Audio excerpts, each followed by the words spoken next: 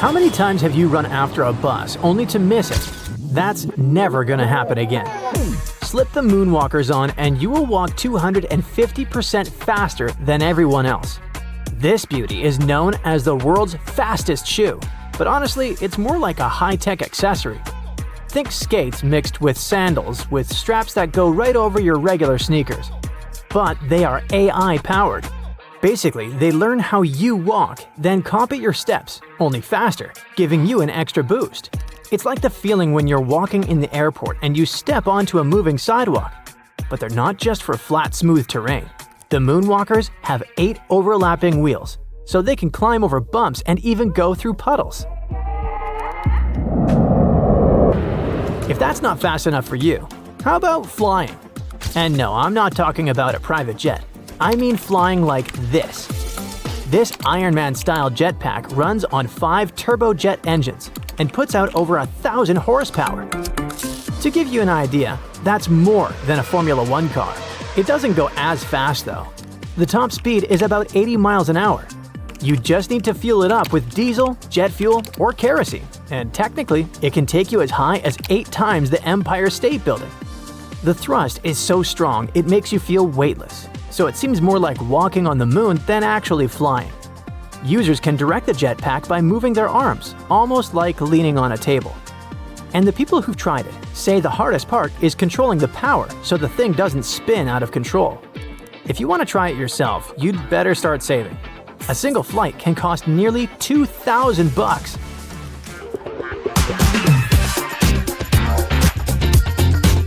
Now, have you ever wondered what a Rubik's Cube might look like in the year 3000? Well, probably like this. The surprising part is, this device already exists, and it was invented by a 12-year-old kid. Meet the WOWCube. At first glance, it looks like a 2x2 Rubik's Cube, but instead of colored squares, every panel is a tiny screen you can interact with. Just rotate the cube until the option you want is selected, double tap, and that's it.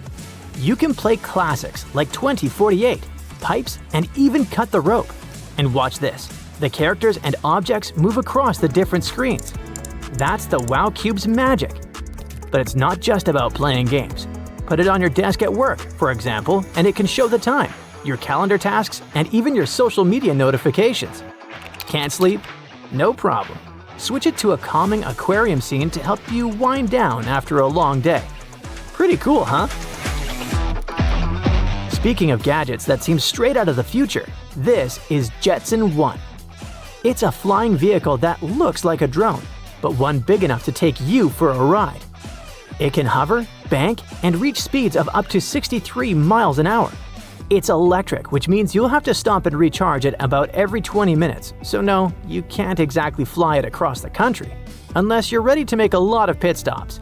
But hey, if you've got the patience, why not? People say it's surprisingly easy to pilot. It's compact and runs all 8 motors with a single joystick.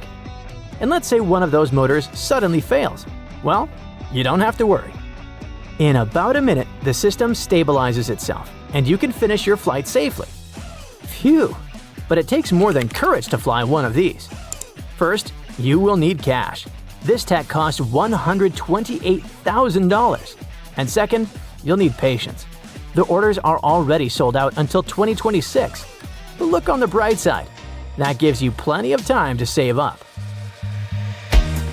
This next gadget looks just like a regular boring contact lens. But don't be mistaken, it gives you supervision. Put them on at night, and suddenly, even in total darkness, objects start to appear in front of you. These lenses let you see infrared light, the kind that's normally invisible to us. So, regular night vision goggles work with image intensifier tubes. They take in visible or near-infrared light, turn it into electrons, and then project whatever's in front of you onto a glowing green screen. The problem is that they need a power source, and batteries make them bulky. And let's be honest, you'd probably freak people out if you walked around in those. Thankfully, these new lenses don't have that battery issue. Put them on at night, and they use nanoparticles that absorb low-frequency light and convert it into colors your eyes can actually see. For now, it's still just a prototype. It still needs more work and study before it can reach the market. But still, it's a pretty big step toward real night vision. We're also making huge steps with electronic fabrics. Recently, researchers created a piece of clothing you can control by waving your finger. And yes, I said wave, because you don't actually have to touch it. Think of it like a knitted sleeve that works like a keyboard, but there are no keys or buttons on it, only super sensitive sensors. If you wear a ring with a magnet, for example, you can activate those sensors and interact with the fabric without touching it. For now, it's more of a cool demo than a daily tool. But in the future, this could let us control smart devices, like our phones, just by using our clothes. Here's another wearable tech, an AI pin. At first, it looks like an AirPods case, right? But the idea is way more ambitious. Think of it as a phone without a screen. Instead of opening apps and typing on a keyboard, this little wearable hides all of that behind an AI assistant. Kind of like Siri and ChatGPT had a baby and it lives on a brooch. Let's say you're traveling and stop in front of a historic building you don't recognize. Just press the pin and ask, "Hey, what building is this?" And a virtual assistant gives you the correct answer. At least, that's what we hope for. Before you think, do I really need that? Let me give you two angles. First, our hands are usually full, carrying groceries, walking the dog, dragging a suitcase. And it's just not practical to juggle all that while holding your phone. Second, no screen means fewer distractions. You've probably been in that situation where you just needed to set an alarm for the next day and somehow you ended up scrolling through social media or checking random notifications. With this AI pin, you get exactly what you need right away, without wasting time. But if you are glued to your phone, you'll probably love this next invention. Nope, it's not a toaster. It's called the Swipit, and it boosts your battery in seconds. Here's how it works. Your phone sits in a special case with a snap-in battery. When the charge runs out, you don't plug it in, you swap it out. Just pop the case into the Swipit hub, and in seconds, a fresh battery clicks in while the old one stays behind to recharge. Your phone comes out ready to go, no waiting around. But it comes with a cost. $450 for the hub with 5 batteries and $120 for the case. And if you're heading to the beach, you just need to take the Solix Solar Beach Umbrella. This gadget uses a new generation of perovskite solar cells, which is just a fancy way of saying it makes energy the same way solar panels do. Plug in a cable and you can probably recharge your phone or speaker. Some reviews even say it can power up to an electric cooler, so your drinks stay cold all day. So, what more could you ask for? No, really. Tell us in the comments. Has your trusty phone ever let you down? More times than you can count. It always seems to run out of juice at the worst possible moment. You forget to top it off, or you end up in an area with no service. And let's not forget how useless it can be in an emergency, like during a tornado when there's no signal. But fear not, there's a cool project called Meshtastic that uses a wireless protocol to keep you connected with your friends. It's like magic, using a radio band called LoRa for encrypted messages. It works in literally any external conditions. Plus, each device can act as a repeater to extend the range of your messages. Perfect for disaster recovery or just keeping tabs on your kids. For less than $25, you can get a starter kit to join the Meshtastic fun. Add a GPS module and a battery and you've got your own private channel. No more stressing when your kids are out and about. You can instantly see where they are. And if you're feeling daring, you can even send low bitrate audio through the airwaves. Now, I'll bet there's a bunch of things your car just can't do. Can it lean into corners? I don't think so. What about adjusting its own width to park easier? I know your answer is no, but let me show you something then. This cutie is called Trigo EV, and even though it looks like a futuristic stroller, it's actually a fully functional quadricycle you can totally drive. It was initially created for delivery and car-sharing purposes, but it turned out cooler and way more comfy than expected. If you ever find yourself driving this electric, let's call it a car, shall we? You won't need anything else but a tiny patch of land to park it. It has a maximum speed of 56 miles per hour. Not bad for such a tiny car. In cruise driving mode, It measures 58 inches wide, but a mechanism allows the front wheels to retract toward the chassis, reducing the width to 34 inches. The electric four-wheeler weighs slightly over 1,000 pounds, with a total permissible mass of around 1,600 pounds. Right, it all looks futuristic and fun, but I feel safer in good old SUVs. Ever wished you had an extra arm to help you out when your hands are full? Scientists have figured out how to control a robotic third arm using just your diaphragm muscle. It's as easy as pie, if pie is easy. This awesome discovery was made in Switzerland as part of the super cool Third Arm Project. They had volunteers wearing exoskeleton arms and a sensor belt to track their diaphragm movements, all while navigating a virtual world in VR. After over 150 sessions with 61 volunteers, most people found it a breeze to control 3 arms at once. They could even multitask, chatting and looking around while using the third arm. Now recently, a new fully autonomous delivery service with fast food joints was launched. This means no people involved from pickup to drop-off. It's called Flytrex, and it's been delivering using drones since 2017, teaming up with big names in retail and food to bring you quick and cheap deliveries. They're currently flying high in North Carolina and Texas, with plans to expand nationwide. Their goal is to make deliveries faster and cheaper using their trusty drones. Your order could be at your door in as little as 5 minutes after it's ready. Now, that's speedy. Flytrex got a huge increase in customers and even FAA approval for long-range drone deliveries in 2023. Partnering with big brands like Unilever and Papa John's, they're definitely on a roll. More a pizza roll. The MonoCab Owl project is all about making a super cool monorail vehicle for getting around in rural areas sustainably. The MonoCab is a clever little autonomous monorail vehicle that can balance itself on a regular rail without any extra support. Its slim design allows it to zip along single-track lines in both directions, perfect for some unique rail mobility ideas. It's like a fun service-on-demand option that's way more exciting than your usual transportation choices, especially for reviving old railway lines in rural areas. Everyone on the MonoCab Owl team is stoked about shaking things up in rural mobility.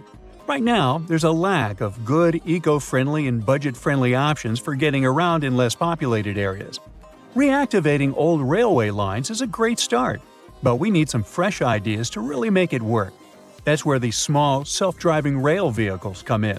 They bring together the best of rail travel with on-demand booking and a cool digital navigation system. Look here! Can you identify what this weird-looking object is? It's a mobile solar container with foldable solar panels for green energy on the go. Just pop out the panels, unfold them, and you're good to power up equipment and properties with green energy wherever you are. The solar container can extend up to almost 400 feet in length when fully unfolded and has 240 solar panels. It's perfect for both on- and off-grid uses, like rescue missions and outdoor events. And it only takes about 5 hours to set up. Easy peasy. There's even an automatic conveyor system for easy folding and unfolding of the panels. Just push a button and start harnessing solar power. SolarCont, the Austrian company that invented it, estimates this mobile solar container can power around 32 households. Virtual meetings are all the rage nowadays. Remote chats are cool, but let's be real, they're no match for face-to-face meetings. We can see each other, hear each other, but it's still pretty flat and 2D. Or, shall I say it was flat? The thing is, HoloBox from HoloConnects is bringing holograms to life. This super cool device lets you project a life-size hologram of yourself or anyone else inside a funky box. Just plug it in, connect it to the internet, and voila! You've got a hologram ready to go. You can even connect multiple boxes to showcase big stuff like cars or anything else. Now, holograms are a massive game changer for remote communication. Imagine chatting with someone and seeing them in 3D like they're right there with you. Plus, it adds a personal touch to presentations, training sessions, ads, you name it. What do you think? Does this look cool or creepy? Check out the latest creation from a rockstar team of engineers at NASA Ames Research Center and KBR, a robot system that can autonomously build structures using lattice blocks. Their paper in Science Robotics explains how these robots and blocks work together to create amazing things. Designed for future lunar missions, these robots can lay down foundations for shelters before astronauts arrive.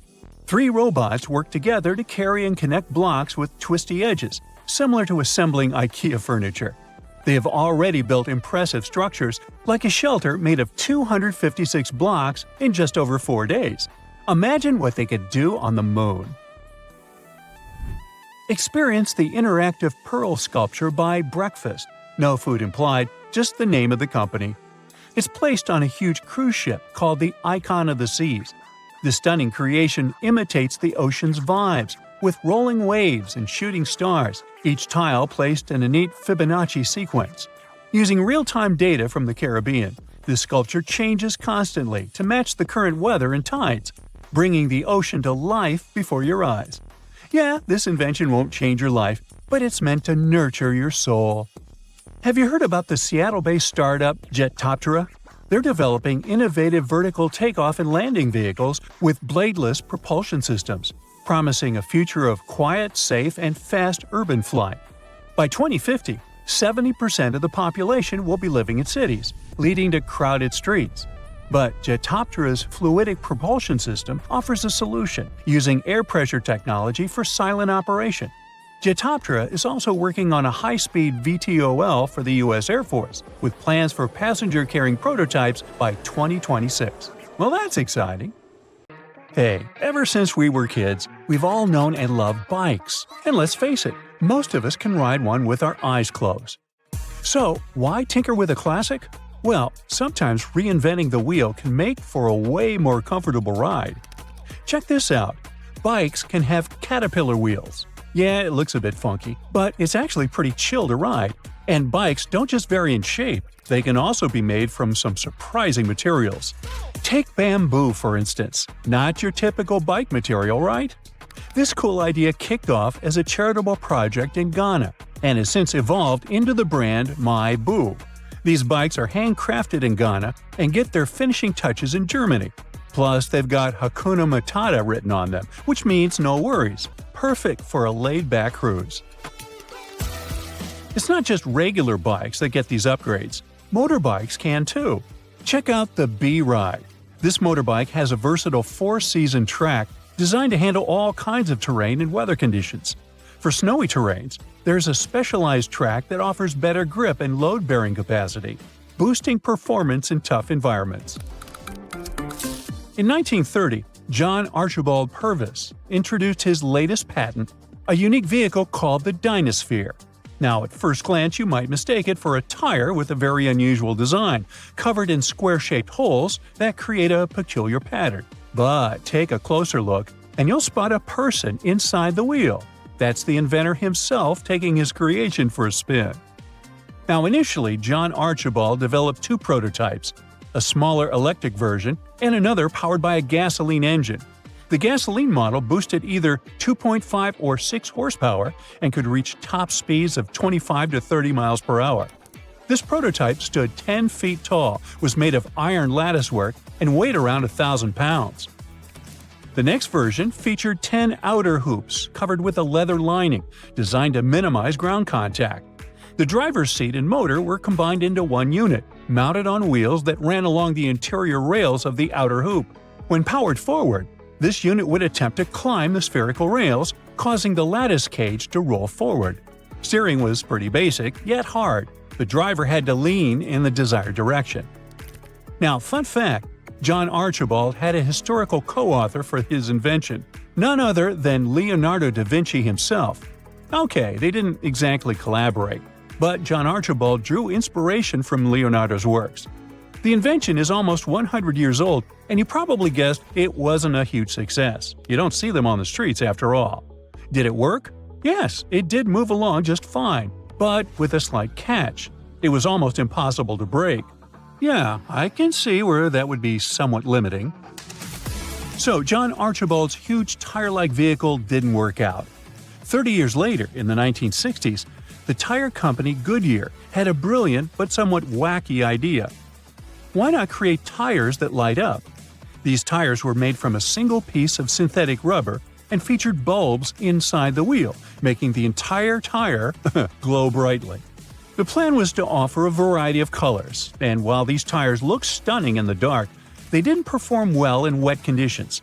Plus, they had a nasty habit of melting under heavy braking, which isn't exactly safe.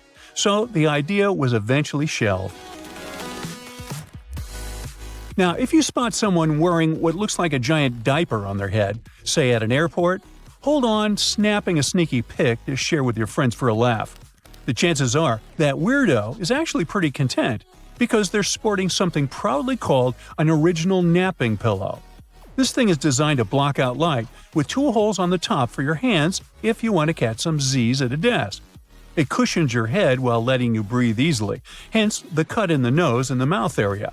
Now, I can't decide if it looks more like a bizarre medieval mask or a costume straight out of a heavy metal concert. But let's talk practicality.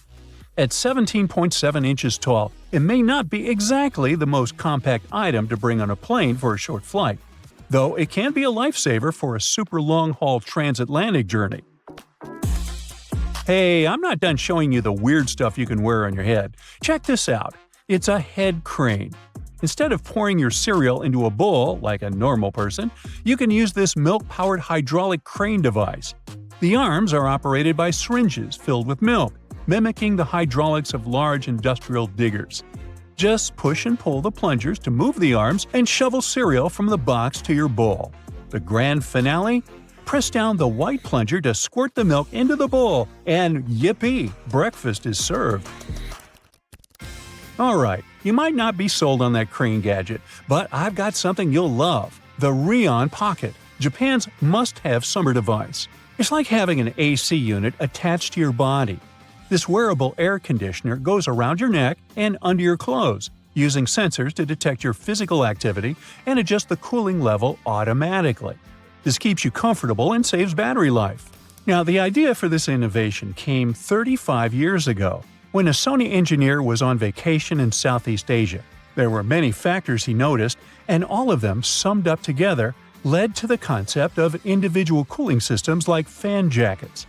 In 2004, the first fan jackets were launched. Though initially not very comfortable with quick battery drain and frequent malfunctions, these jackets have seen a resurgence in popularity this year, especially among outdoor workers. The new digitally controlled jackets feature two electric fans around the lower back, creating a personal microenvironment with a gentle breeze to keep wearers cool. Ever thought about how much more you could get done without the constant distraction of social media? Well, that's the idea behind the Ampere Traction Timer. Here's how it works. You place your phone in a special box, which then blocks access to the device. You set the duration for your tech-free time, and once the timer is up, you can access your phone again. The developers believe this smart timer can boost concentration and make a great gift for anyone struggling with phone addiction. It's all about encouraging users to achieve deeper focus as part of their daily routine. Or, hey, maybe try some self-control. It's free. Here's a fun indie project for you. A guy invented shoes that let him walk on water. Inspired by Leonardo da Vinci, these shoes allow you to stroll on water and cruise beneath the surface. They're powered by large electrical motors and propellers attached to the user's legs. While they might remind you of a jet ski, they're more compact, making them a unique invention on their own. With some practice, you can even jump out of the water and glide along the surface. By the way, this guy wasn't the only one who attempted such an invention. Meet Dwarka Prasad, who's come up with a clever way to walk on water using giant specially designed shoes filled with thermocol. These shoes are fitted to each foot and come with thermocol-filled oars for added buoyancy. The lightweight thermocol provides just the right amount of float. The water shoes consist of two floats bonded to a Rexine sheet, all attached to metal straps with back foot support. They're also tied together to keep them from drifting too far apart, making them easier to control. In India, there aren't many alternatives for crossing water bodies other than boats. Ambitious bicycles are one option using air-filled floats and propellers. So these shoes were a good idea. They were invented back in the 80s, yet they're still in use in the rural parts of India. Finally, the invention straight from the 60s for those who wish for the perks of having a cat but are not ready to commit. Designed to scare off rats and mice. It turns out the rodents weren't buying it. Plus, it couldn't cuddle with you after a long day. On the bright side, it didn't shred your sofa or bring home any unwanted gifts. That invention didn't work out, and people are still trying to invent electric pets. Nah, we may have the weirdest of the bikes, but no one will ever replace an actual purring cat. Trust me on this. Water, earth, air. These are the three elements that can unleash disasters.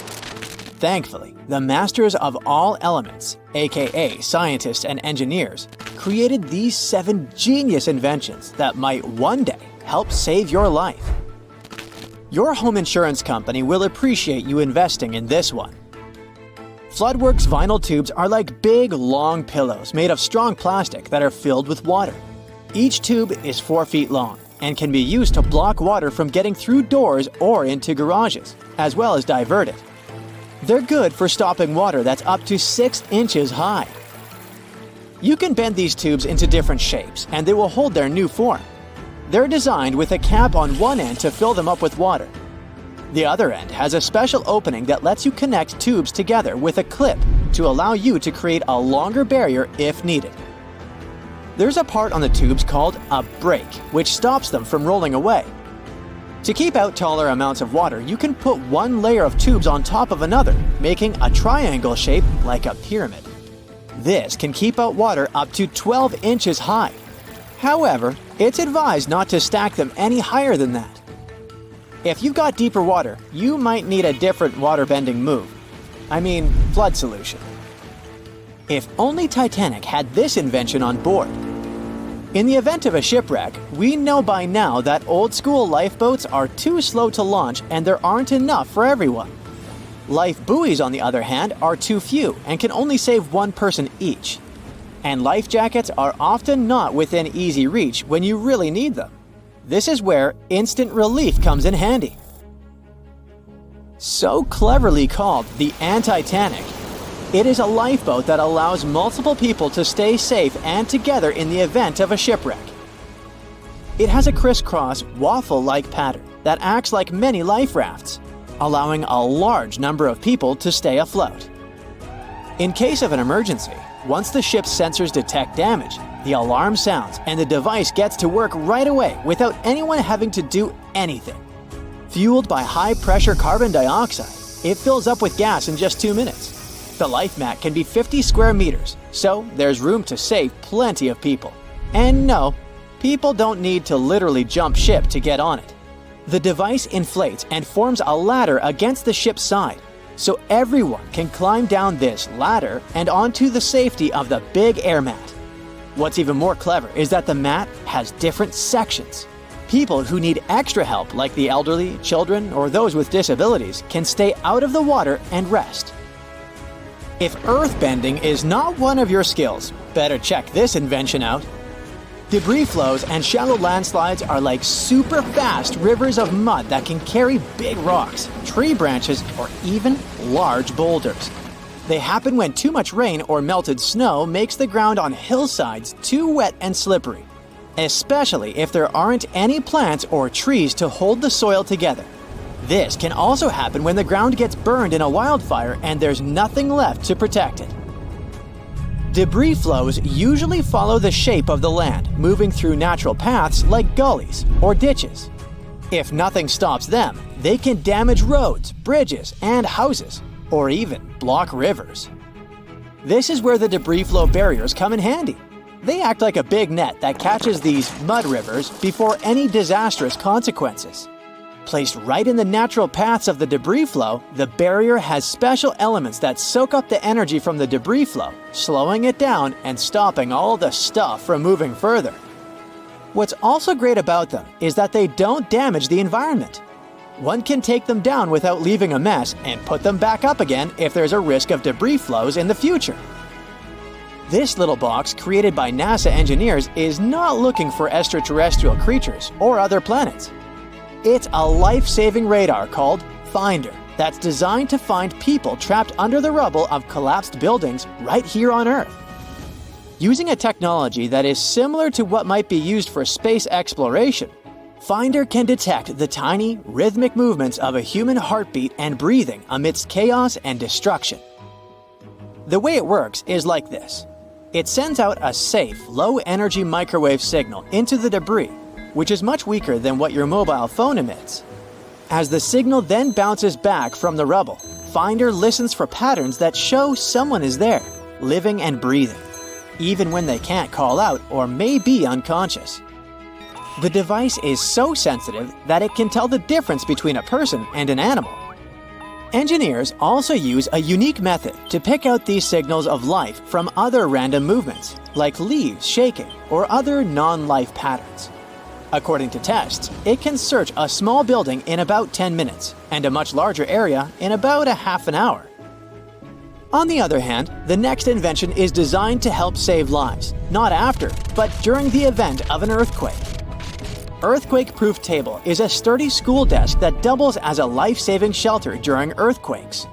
While kids are often taught to duck and cover under their desks when the ground shakes, regular tables can become traps if they buckle or collapse. But not this one.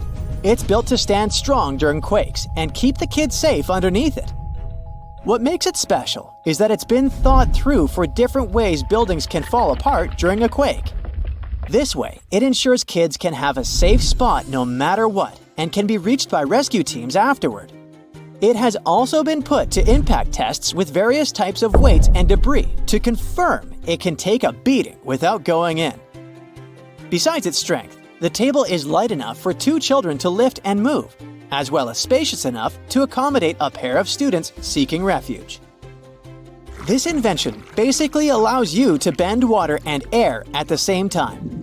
Imagine you're out enjoying the waves or paddling on a lake, and you suddenly need a bit of help to stay afloat. This is where Kingi, which is the world's smallest wrist flotation device, comes in. Worn around your wrist, it's sleek and barely noticeable until you need it. In the event of distress in the water, you can activate it by pulling a lever, which triggers the inflation of a balloon. This balloon aids in buoyancy, easing you to the water's surface. The device is also equipped with a whistle to draw the attention of rescuers in critical situations. Kingi is not a single use. Once you're back on dry land, you can deflate the balloon, fold it back inside, pop in a new CO2 cartridge, and it's ready for your next water adventure. The last invention on the list is like a guardian angel for adventurers in snowy mountains. When an avalanche hits, it can be a race against time. In such an event, SafeBack SBX helps you continue breathing if you get trapped under snow masses, all without the need for a mouthpiece. This could be a game changer because, usually, if someone is trapped by an avalanche, they might only have about 15 minutes before running out of air becomes a real problem. But with the SafeBack SBX, you could have up to 90 minutes of breathing help. That's a lot of extra time for rescuers to get you. It's been through a ton of tests to make sure it works in all kinds of snowy situations. It's also designed to fit into different brands of avalanche backpacks. Plus, it's light enough to not add extra weight to your backpack and tough enough to handle the rough and tumble of an avalanche and keep working. Perhaps you were walking down the road recently and had to swerve away from a delivery robot. Maybe that robot even apologized for being in your way and wished you a good rest of your day. Or maybe you ordered a package online and had it delivered to you via drone. A good 10 years ago, these things would have seemed unimaginable. But some of us already live these realities, and it seems they're becoming more natural by the second. So, here comes a list of several examples of groundbreaking technology. I bet you'll still have to blink twice to check whether they're real or not. Robots. Now, the robots we used to imagine back in the day looked like R2-D2 from Star Wars, didn't they? But today, we're experiencing a true robotization of everyday life. If you have the means, you can buy a fridge that makes your grocery list for you, and can even look up recipes for your homemade dinner. You can buy virtual reality goggles to use on your treadmill and spend 1 hour of your day running along a beautiful cliffside in Greece without leaving the comfort of your home. Well, these examples are kind of extreme, but we don't have to go that far. Even our cell phones have their own intelligence now. They can answer your questions about the weather, or even call a number for you, so you won't have to dial it. If we've already gotten this far with technological advances, what will future robots look like, say, in another 10 or 15 years? A company called UBTech has been developing humanoid robots such as Alpha Mini. The Alpha Mini robot was designed to be a household companion. The robot has impeccable handwriting, can pour you a can of Coke, do your laundry, and even fold your clothes. But it's much more than that. This robot was made to interact with people like it's one of us, smiling, laughing, showing concern. It's flexible, can dance, and even do kung fu. Wow. This could be extremely creepy, but the truth is, these robots are very cute. They were designed to look lovable and easily become part of the family. Soon, robots such as this one may be a common thing in different households. Can you imagine? When Tesla launched its Model S car, which has an automated pilot mode, it seemed that the future had finally arrived. All those years we spent dreaming of the days when cars would drive us, and it was finally here. But not really. Even though self-driving cars are impressive, we still have a long way to go. Intelligent cars are able to recognize and respond to turns, red lights, and the proximity of other vehicles, but they still have a lot of blind spots. In real-life situations, some decisions need to be made quickly and instinctively, and this is something we haven't yet managed to teach our machines. Okay, so self-driving cars aren't as amazing as we thought they would be. But how far are we from having cars flying around in the atmosphere? Maybe not that far away, it seems. Actually, some companies are developing flying car prototypes as I speak. Should I talk faster? No? Okay. Those look like a hybrid of a helicopter, a tiny airplane, and you guessed it, a car. And how will these strange flying objects run, you might ask? The flying cars that are currently in development and at testing stages can perform a vertical takeoff much like a helicopter. For now, they're able to travel short distances of about 6 miles. Even so, it's still a car that flies. Now, I don't know about you, but I'm convinced the future is truly near. Few things are worse than waking up every morning and having to look at a tattoo you hate and regret doing. Thankfully, modern laser technologies allow us to easily erase the names of our exes off of our bodies. This might sound extremely cliché, but it's also very true, according to a Paris startup that invested over 3 million euros in developing top-notch shockwave tech focused on tattoo removal. The startup understood that this technology needed an upgrade because, until recently, it could take up to 2 years to get a tattoo fully removed. This meant that most people abandoned the process halfway through. Now, in 2 sessions, you can have a tattoo gone for good. Who knows, maybe in a few years, we'll be able to remove tattoos in the blink of an eye. Now, we still need to work on the front end of this tattoo situation, the decision to get one in the first place. What would you say if I told you that it's only a matter of time until commercial space travel becomes something more accessible to the world's population? Can you imagine spending your afternoon orbiting Earth?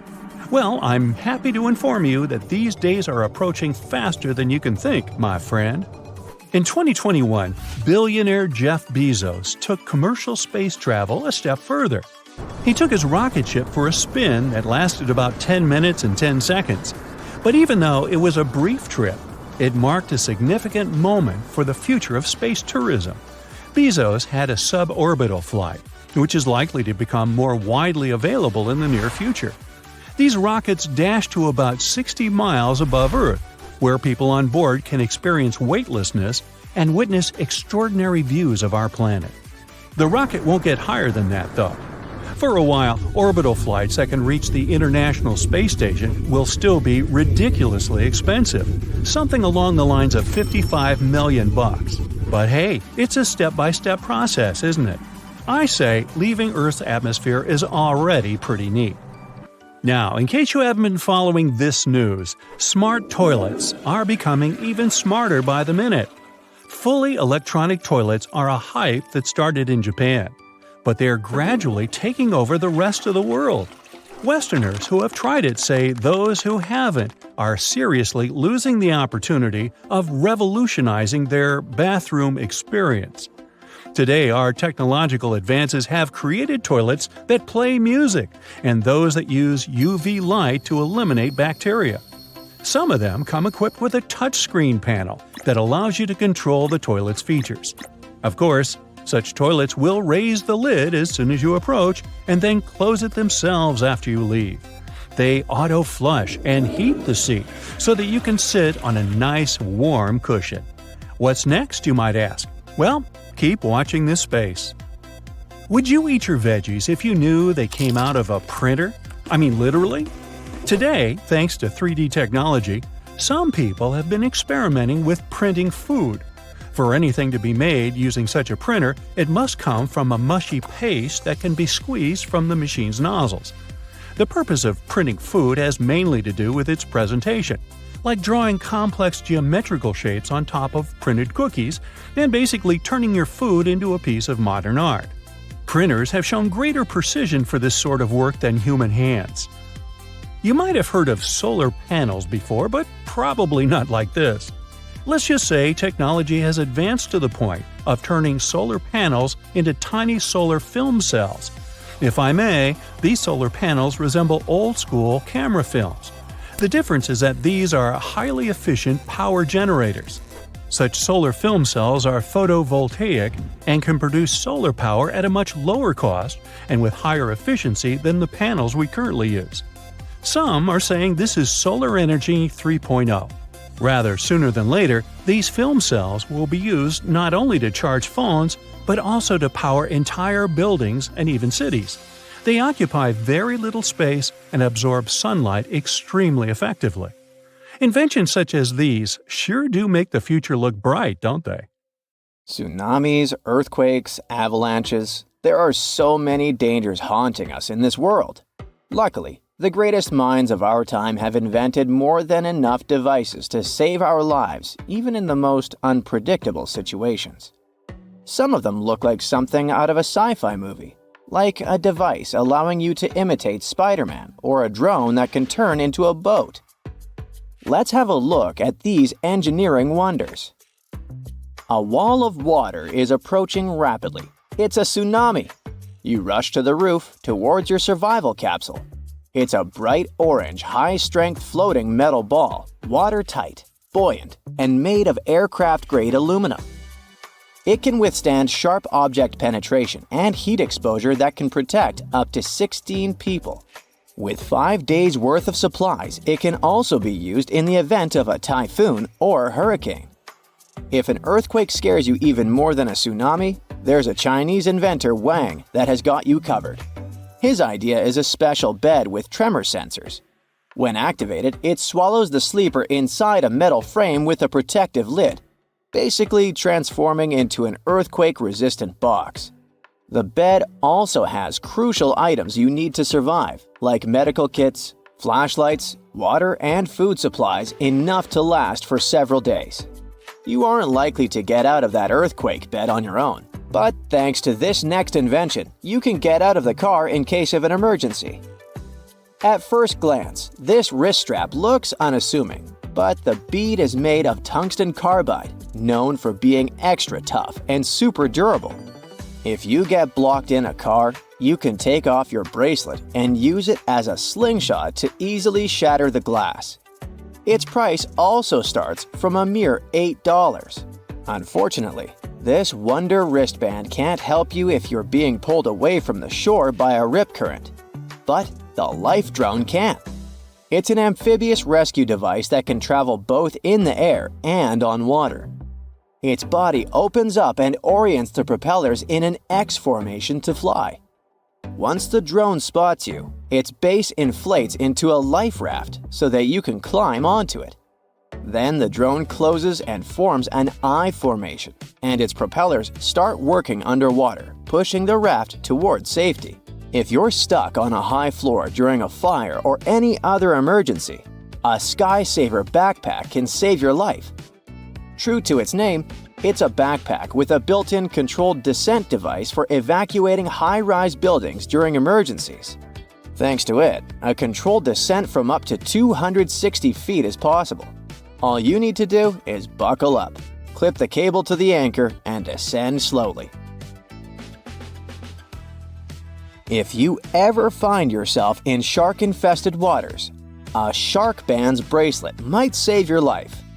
This accessory uses magnets to create an electromagnetic field, disrupting electroreception of sharks. It's supposed to deter them from coming close to the wearer. Plus, Shark Bands doesn't harm sharks or any other ocean inhabitants. If, while driving a car, you get into an accident, an airbag will protect you. Unfortunately, motorcyclists don't have the same protection. Or do they? Helite Turtle 2 Air Vest is a wearable airbag for bikers that inflates after detachment from a bike and provides a great protection against impacts. It can be reused and inflates ultra-fast, faster than you can blink. It also protects the most vital parts of the body. If you're a fan of winter sports like mountain skiing and snowboarding, you might want to invest into an avalanche airbag. It can significantly increase the chances of surviving in an avalanche. It's basically a large balloon that inflates within 3 seconds once you pull a cord or handle. When inflated, the airbag makes it less likely for you to be completely covered with snow and keeps you as high up in the snowpack as possible. Another awesome invention is indestructible gloves.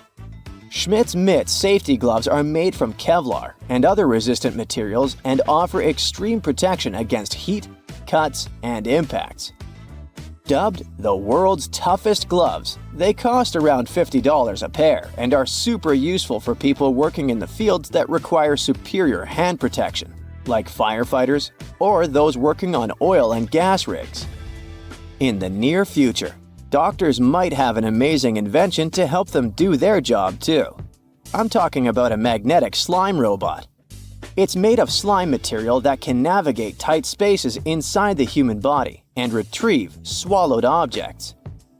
The soft robot is controlled by magnets and can reach a speed of more than 1 inch per second. Unfortunately, at the moment the robot is toxic to ingest for humans, but scientists are working on this problem. And this is an amazing invention that can take care of house fires. Look, it's a fire-extinguishing ball, a self-activating device that puts out fires by detonating a special chemical powder after coming into contact with flames. It can be installed in various vulnerable points in different parts of your home, in the kitchen, bedroom, laundry room, and so on. But let's get back to those scarily fast and powerful avalanches. There's another thing that can save your life if you get caught in a snowy wave. It's an air supply system that allows those stuck under snow to breathe freely. This device doesn't require a mouthpiece. Instead, it replaces CO2 in front of the trapped person's face with oxygen, extending the potential survival window to over 90 minutes. Some of the most basic rules for survival in the city go like this: stay alert and stick to busier neighborhoods if you can. And still, sometimes alarming situations are unavoidable. A siren ring can help you stay safe. This quite stylish and sophisticated ring conceals a miniature alarm system. When activated, it emits a shockingly loud sound. This sound exceeds 110 decibels, which is as loud as a working jackhammer, and can be activated within 2 seconds. If you're lost in a forest and get extremely thirsty, you might be ready to quench your thirst even from a dirty river. In this case, Life Straw can save your life. This water purification system requires no batteries or electric power. It removes almost all waterborne bacteria, allowing you to drink directly from streams, rivers, or lakes. But keep in mind that Life Straw doesn't remove chemicals, salt water, heavy metals, or viruses. Carrying a power bank at all times might be slightly inconvenient. Luckily, a wristband power bank has already been invented. It allows you to charge your phone on the go. It looks like a bracelet. You can wrap it around your wrist and wear it with almost any outfit. The device has a mini USB or Apple Lightning plug on the end slotting into the bracelet. I wouldn't say that this next invention could save your life, but it's undoubtedly very convenient. Let me introduce a credit card light bulb. This is a tiny light that fits into your wallet. At first glance, it's an unusual card that looks like a flat incandescent lamp, but it lights up once you push it vertically. And the rest of the card serves as a stand. This cool invention weighs a mere 0.8 ounces and is powered by one tiny battery. Let's say you got stuck in the woods for the night. I've got great news for you. You can turn fire into electricity using wood. All thanks to BioLite Camp Stove. It's light and easy to transport, but it can still cook a meal while charging your gadgets. Thanks to patented thermoelectric technology, the device generates electricity and creates a smokeless campfire that can cook food and boil water in minutes. Another device that looks like a backpack but is actually so much more. What you're looking at is an off-grid solar backpack, perfect for travelers and photographers. It can power your gadgets as long as there's daylight. Just charge its battery with sunlight and use the USB port to keep your devices charged. As for the fabric of the backpack, it's made out of recycled PET, basically soda. Cowboys, cattle, lassos, tumbleweed, wanted posters, and more. What am I talking about? Manhattan? No, that's not right. It's the Wild West. How about joining me on my thrilling journey of yesteryear? We're out yonder in the Wild West in America during the mid-1800s, in a time when people could do whatever they wanted.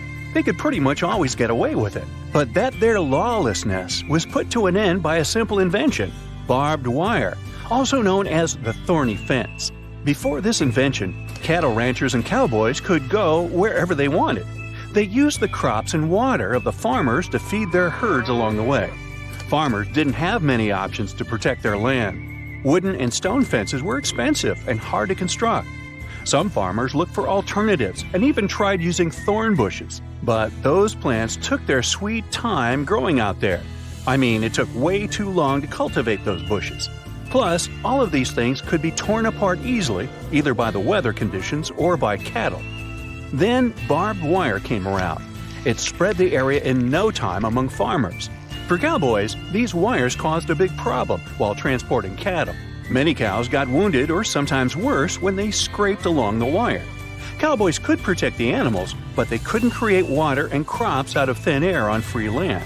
Since they no longer had access to these consumables via farmers, they eventually lost their jobs. Now, tumbleweeds are icons of the Wild West. This spinning ball is actually not so friendly. It's a type of invasive weed. It can spread on the land easily and really fast. Today, it takes over vast agricultural fields of the arid West. By the end of the 1800s, it was already rolling across many western states, past the border, and headed to Canada, eh? It isn't a native plant, so how do you get here? By ships. No, I mean it. This plant traveled via ships of European immigrants and arrived in South Dakota. When the plant withers, its bushy parts snatch away from the roots and fly away via the wind. It disperses seeds wherever it tumbles. A botanist was sent to examine the situation in the area by the government in the early 1890s. He reported that in 20 years, about 35,000 square miles of land had become covered with the Russian thistle. Tumbleweeds are both an agricultural nuisance and a fire risk. In fact, sometimes huge pileups bury houses and driveways because tumbleweeds have never stopped spreading. Did you know that real cowboys weren't wearing those oversized 10-gallon hats? These were made popular in the 1920s through Hollywood movies.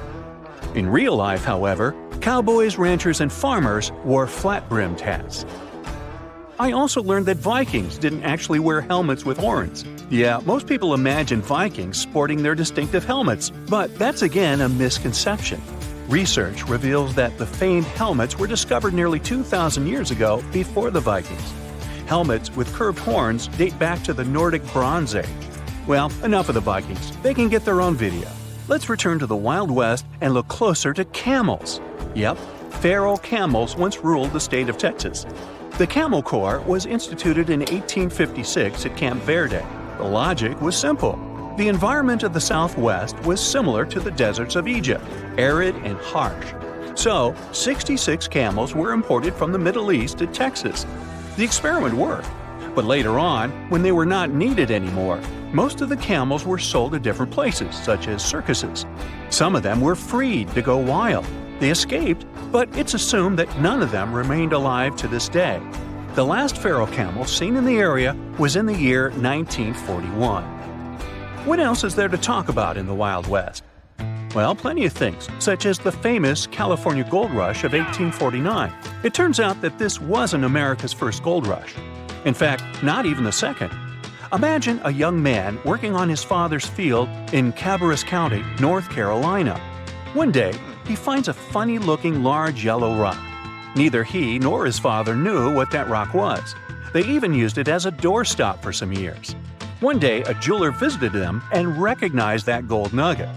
This is how a 17-pound gold nugget was found in 1799.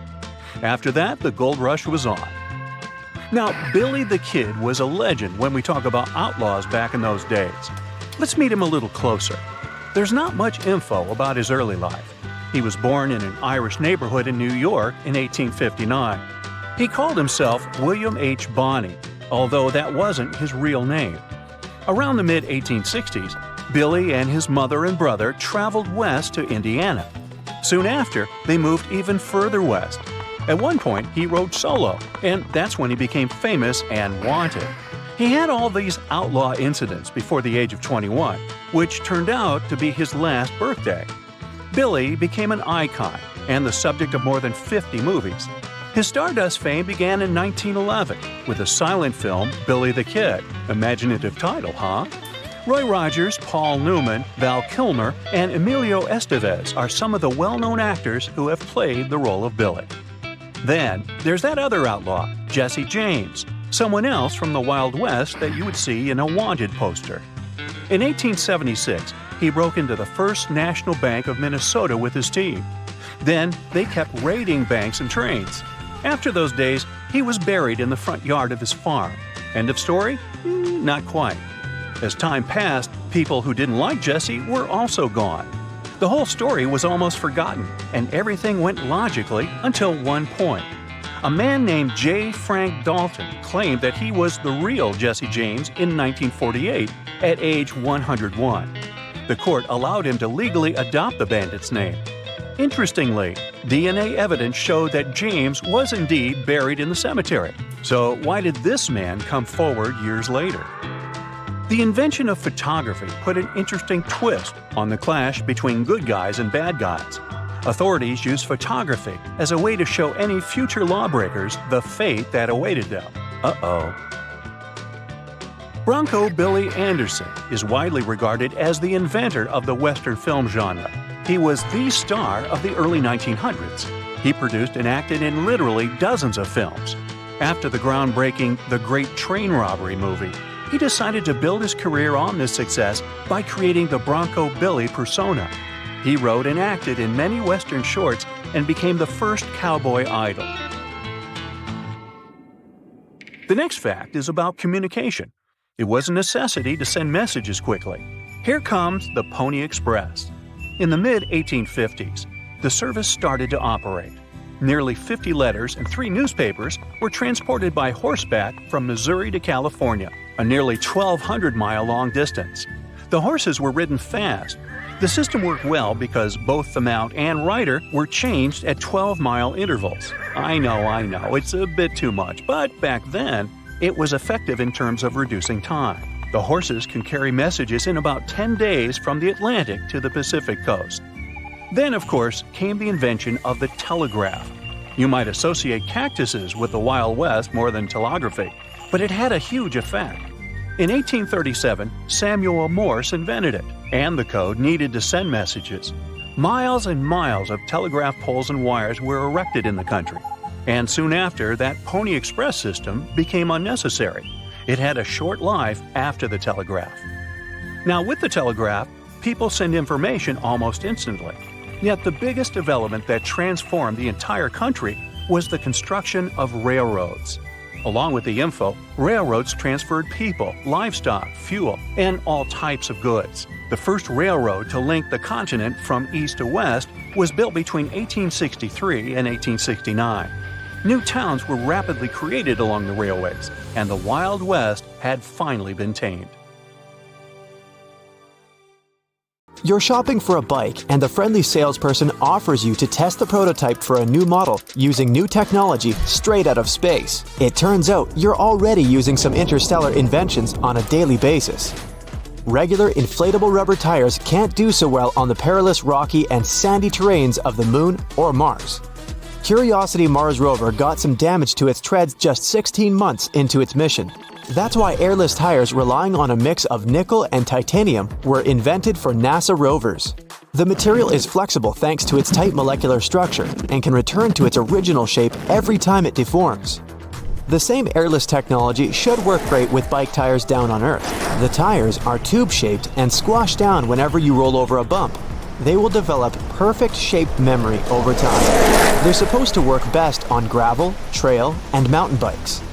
When it wears off eventually, the company plans to retread the tires to get the bike back on the trail and make it last for years.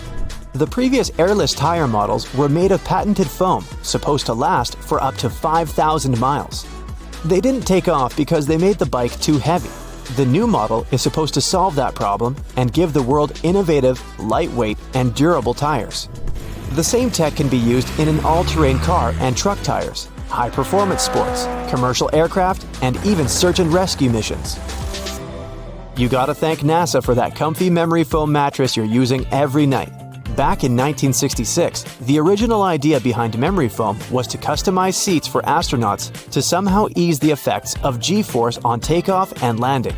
It would be too impractical to create a custom seat for every flight, so memory foam became a perfect solution.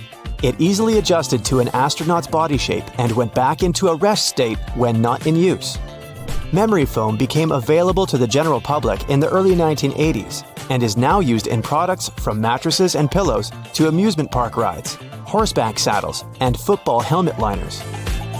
Lenses used to be made of ground and polished glass. In 1972, a new regulation made their manufacturers turn to plastic to make them shatter-resistant. The new lenses were too prone to scratching, so NASA's invention of a diamond hard coating for astronaut helmets and other plastic aerospace equipment came in handy. The new tech was further developed and used for the production of scratch-resistant plastics. It's now used in most sunglasses, prescription lenses, and safety lenses in the US and around the world. The next time you clean your car's interior with a dustbuster, remember, you gotta thank NASA and their Apollo space mission for it. They wanted to come up with some portable self-contained drill to extract samples from below the moon's surface. They developed a computer program to produce optimal motor power and minimize power consumption. This program was later adapted and used to create a whole series of useful battery-powered home devices. The most famous of them was the cordless miniature vacuum cleaner under the original name of Dustbuster. In case you didn't trust the name, space blankets are indeed a product of NASA research. They're lightweight, usually gold or silver in color, and capable of reflecting up to 97% of radiated heat. That's just what you need to reduce heat loss from the body and stay warm and comfy in space. The material was originally designed for the exterior surfaces of spacecraft. Now you can see marathon runners at the end of the race wrapping themselves in those blankets to regulate body temperature. It normally drops right after you stop running. Another NASA invention is insulation called Radiant Barrier, made from aluminized polyester. It was designed to survive in wildly cold space temperatures and is now used in most home insulation. Freeze-drying tech for food was not created but greatly improved by NASA to pack more snacks on long Apollo missions. The idea is to cook food, then freeze it under low pressure, and then slowly heat it in a vacuum chamber to remove ice crystals. To bring it back to normal, you just have to add water. Thanks to this tech, food maintains 98% of its nutritional value with only 20% of its original weight. It's a great help for backpackers, disaster relief programs, and anyone who needs to pack light and still get proper nutrition. The infrared thermometer that lets us check temperature from a distance was developed with the support of NASA as well. It measures thermal radiation emitted by your eardrum a lot like they measure the temperature of stars and planets. Each device has a lens that focuses light from the object onto a special detector that converts radiation into an electrical signal and then into temperature you can see on a display. It's used for many purposes, from monitoring hotspot temperatures in mechanical and electrical systems to checking the temperature of visitors in public spaces. In the early 1960s, headsets for airline pilots used to be really bulky. They often used handheld mics to communicate. NASA needed a more reliable and lightweight technology for their missions to ensure communication, especially in case of emergencies. They got in touch with the pilots. Just 11 days later, the team came up with a microphone headset unit that could be used by astronauts to communicate with one another and with Earth. The headset was later improved and used for Mercury and Apollo missions. The world was able to hear Neil Armstrong's most famous phrase as he landed on the moon thanks to that wireless headset. You gotta thank NASA for the improved version you use today. The idea behind LED technology dates back to the late 1980s. Back then, NASA was looking for a way to grow plants in space. They tested the tech using wheat and just red LEDs. It wasn't a success at first, but they solved the problem using blue fluorescent lights. The technology was developed and used in many medical devices and everyday items like electricity-saving LED bulbs. These days, they're way more efficient than their ancestors. Every time you take a selfie with your friends, you're using the tech that originated from the one for interplanetary missions cameras. NASA scientist Dr. Eric Fossum developed special active pixel sensors to make those cameras as small as possible and maintain the high image quality. This tech has become the leading one in the digital imaging industry. It made it possible to add miniature cameras to smartphones and other gadgets. Astronauts spend long periods of time in weightlessness and need a way to exercise regularly to stay in good physical shape. NASA took care of it and designed the anti-gravity treadmill, stimulating added weight and mimicking gravity. On Earth, the same method helps to lighten the load on your legs as you're working out. This tech is used by professional athletes and people trying to get back on their feet. You gotta thank NASA for your favorite pair of athletic shoes. They came up with a rubber molding process to absorb shock in space helmets and suits. The same idea was applied to athletic footwear and opened up new possibilities for professional sportsmen. And they're just way comfier for everyday use. The computer mouse was invented as part of a huge project aimed at augmenting human intellect. The inventors came to NASA in 1966 to test the mouse. It turned out the mouse was better and faster at manipulating objects on the screen than other gadgets like the light pen. The first mouse came with a cord in the front, but they moved it to the back to get it out of the way. The first patent for something that looked and worked like a joystick was filed in 1923. But it was NASA who made it something widely used. Astronauts in bulky suits needed a steering mechanism that would work with one gloved hand. The joystick was the best choice that spread to training simulators for astronauts and home computers. Invisible braces are a product of Ceradyne and NASA's Advanced Ceramics Research Program. You probably use them to straighten your teeth, but the original idea behind them was to find some material to use in structures protecting radar equipment. It had to be as transparent as possible for radar waves to pass through easily. It was doing well at its job, and in 1986, they got the idea to use this transparent and strong material in the dental industry. Now, as of today, there are around 400 million monthly active users hanging out inside virtual worlds. Doesn't feel all that crowded, but hey, I live on the other side of your screen. So, the sci-fi future we've been waiting for is already here. But technology is not all about fun and games. It's also here to make our lives easier. And these inventions are proof of that. So, buckle up as I teleport you to the near future and show you what one day will look like. You get out of your bed and head to the kitchen for breakfast, or to your smart fridge to be more precise. The world's biggest tech and appliance companies have been working on developing fridges with some mind-blowing features for quite some time now. These can scan the contents stored inside of them, keeping track of what items you're running low on. Their built-in touchscreens will display lots of information for you, from your daily schedule to a slideshow of family photos. Just like any other wireless device you have, you'll be able to connect them to your home's Wi-Fi. Once they are connected to the internet, they can interact with other connected devices in your home. So, you'll even be able to move the show that you were watching in the living room to the touchscreen of your smart fridge and not miss that big twist. This screen will also let you know when and what items you need to reorder, as well as recommend recipes based on the ingredients you already have inside the fridge. The system behind these new and improved fridges will rely on the barcode or the radio frequency identification tags your food packaging will have. These are actually already being used by food manufacturers to manage stock and shipping. By scanning the tags or the barcodes, your fridge can access details such as expiration dates to keep an accurate inventory of your food.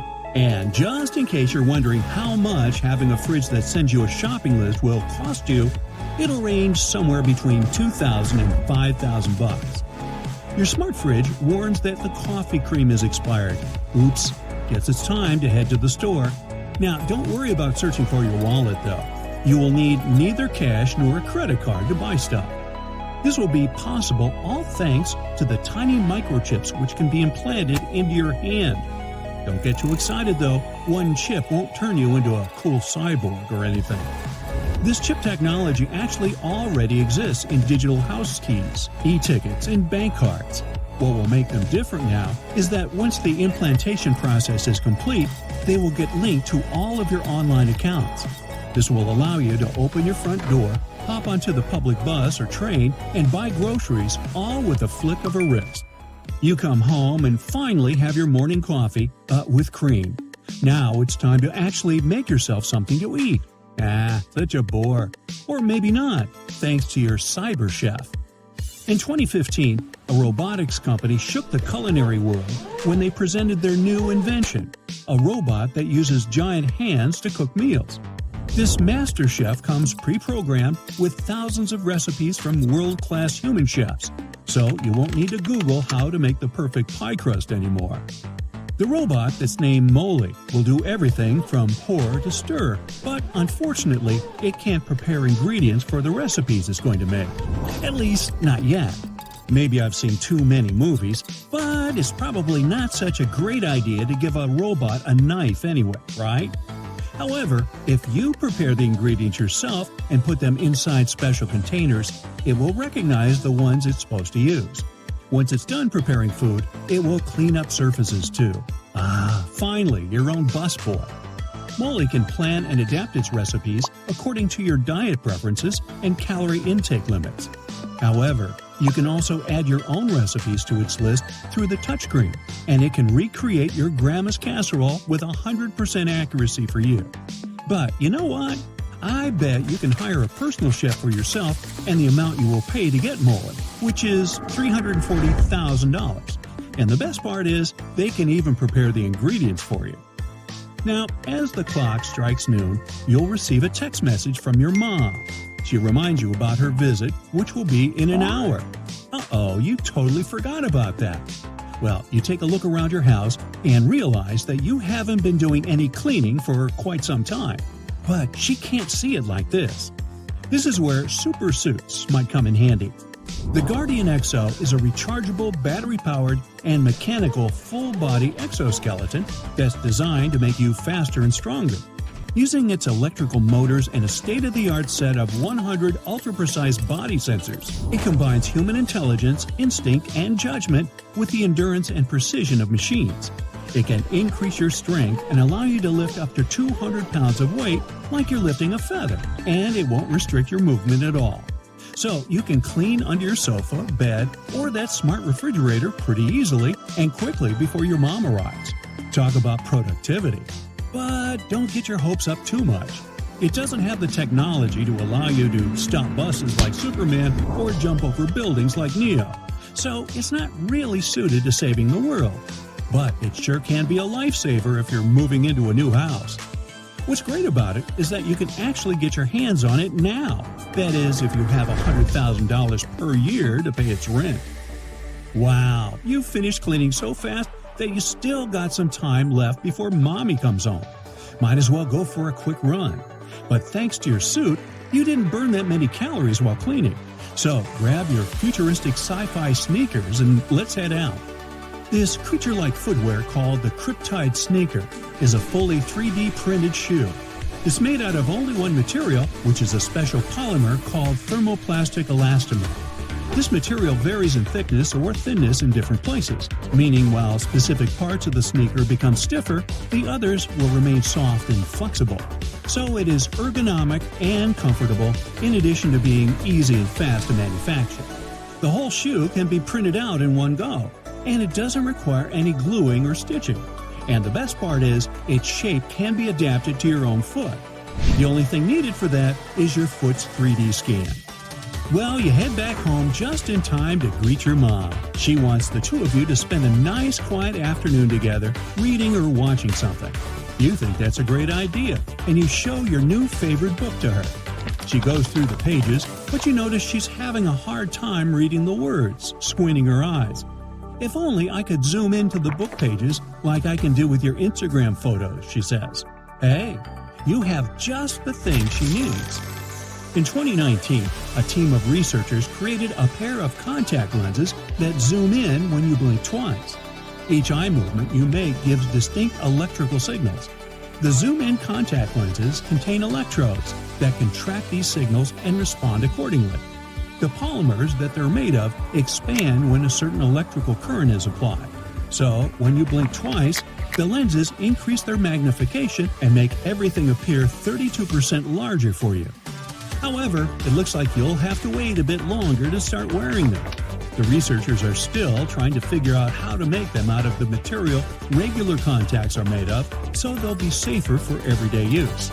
Now, aside from the zoom-in only lenses though, other researchers have been working on creating what they call smart lenses as well. These will have nearly invisible micro-LED displays smaller than a grain of sand, tiny navigation sensors, image sensors, and almost microscopic batteries. They'll help guide you through new cities, give you information about the buildings and the people. Wow, traveling made easy. Aren't you glad you have that trust fund to pay for all this? Wait, no trust fund? Well, you can still have Instagram.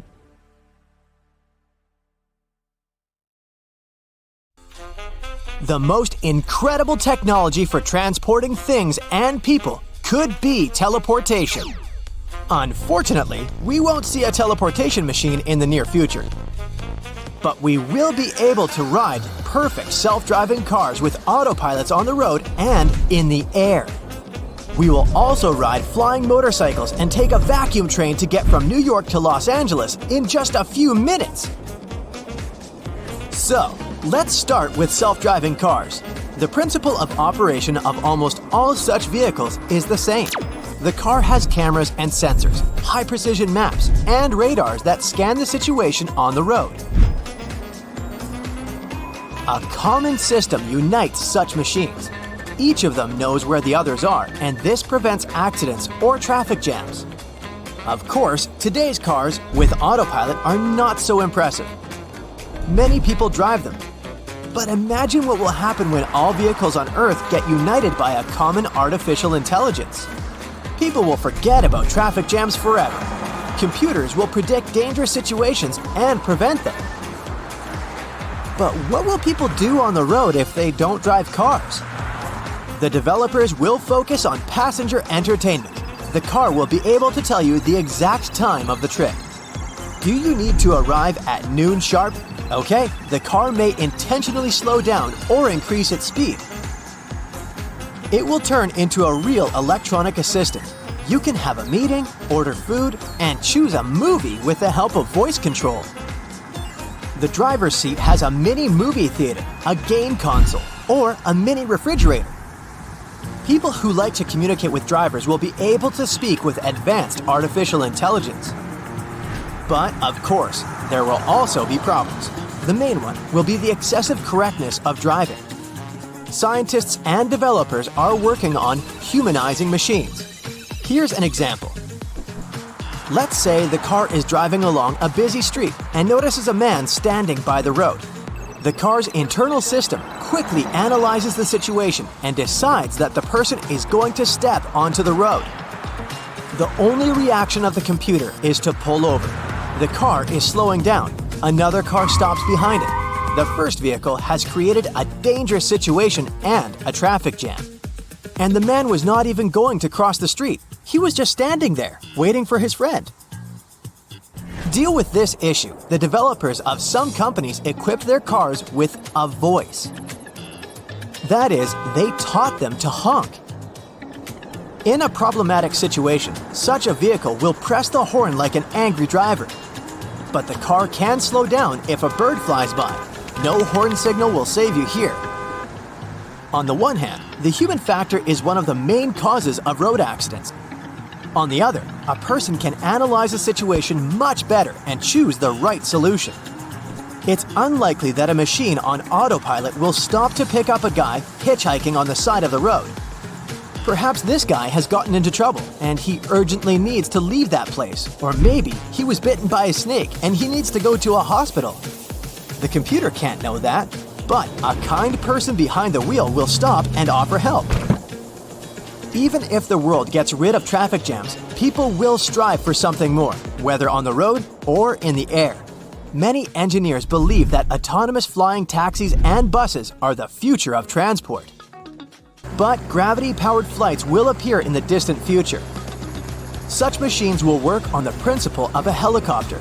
They will be stylish small helicopters equipped with autopilot. Uber and other companies are investing in such technologies, and you might soon be able to use them.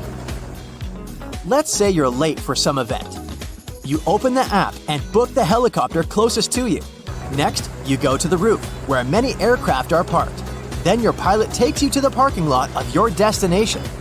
And from there, you quickly reach the location you need. And imagine the same thing, but for many people at once. You arrive at a particular train station and get on a bus with wings. It takes off and follows a long route, taking you and other passengers to another city. And what if such giant buses could take you into space? Not only cars will have propellers, but also motorcycles. There are already hover bikes designed for one passenger. You put on a helmet and sit on a small device. In 2025, you will be able to buy such bikes for $50,000. Unlike flying cars, hover bikes cannot take off to a great height or accelerate to high speeds. But in the future, this technology will evolve. Air taxis and autopilot cars only work in the air or on smooth roads. But what if you need to cross an area with a mountainous landscape or swamps? For such off-road areas, Hyundai has developed the coolest SUV. Instead of wheels, it has legs. This walking vehicle passes through difficult sections and does it with maximum comfort. Each leg has knees and can bend. It will take you to a high hill or even to the top of a volcano. Soon, you won't need to go shopping because stores will come to you. Toyota has already created an unusual car you can turn into a store with any goods. Clothes, groceries, toys, jewelry, whatever. Such vehicles could improve delivery services and provide more comfort to people on trips.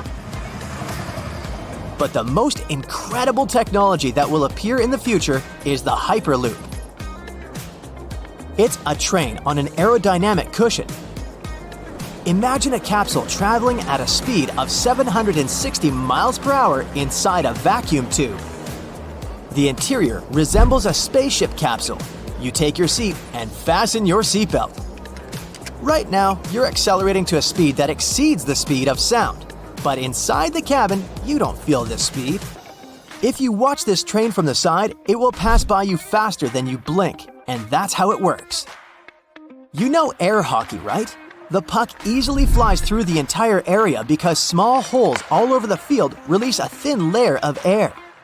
The puck doesn't touch the field itself, it levitates. There's no friction, so it just moves around the area.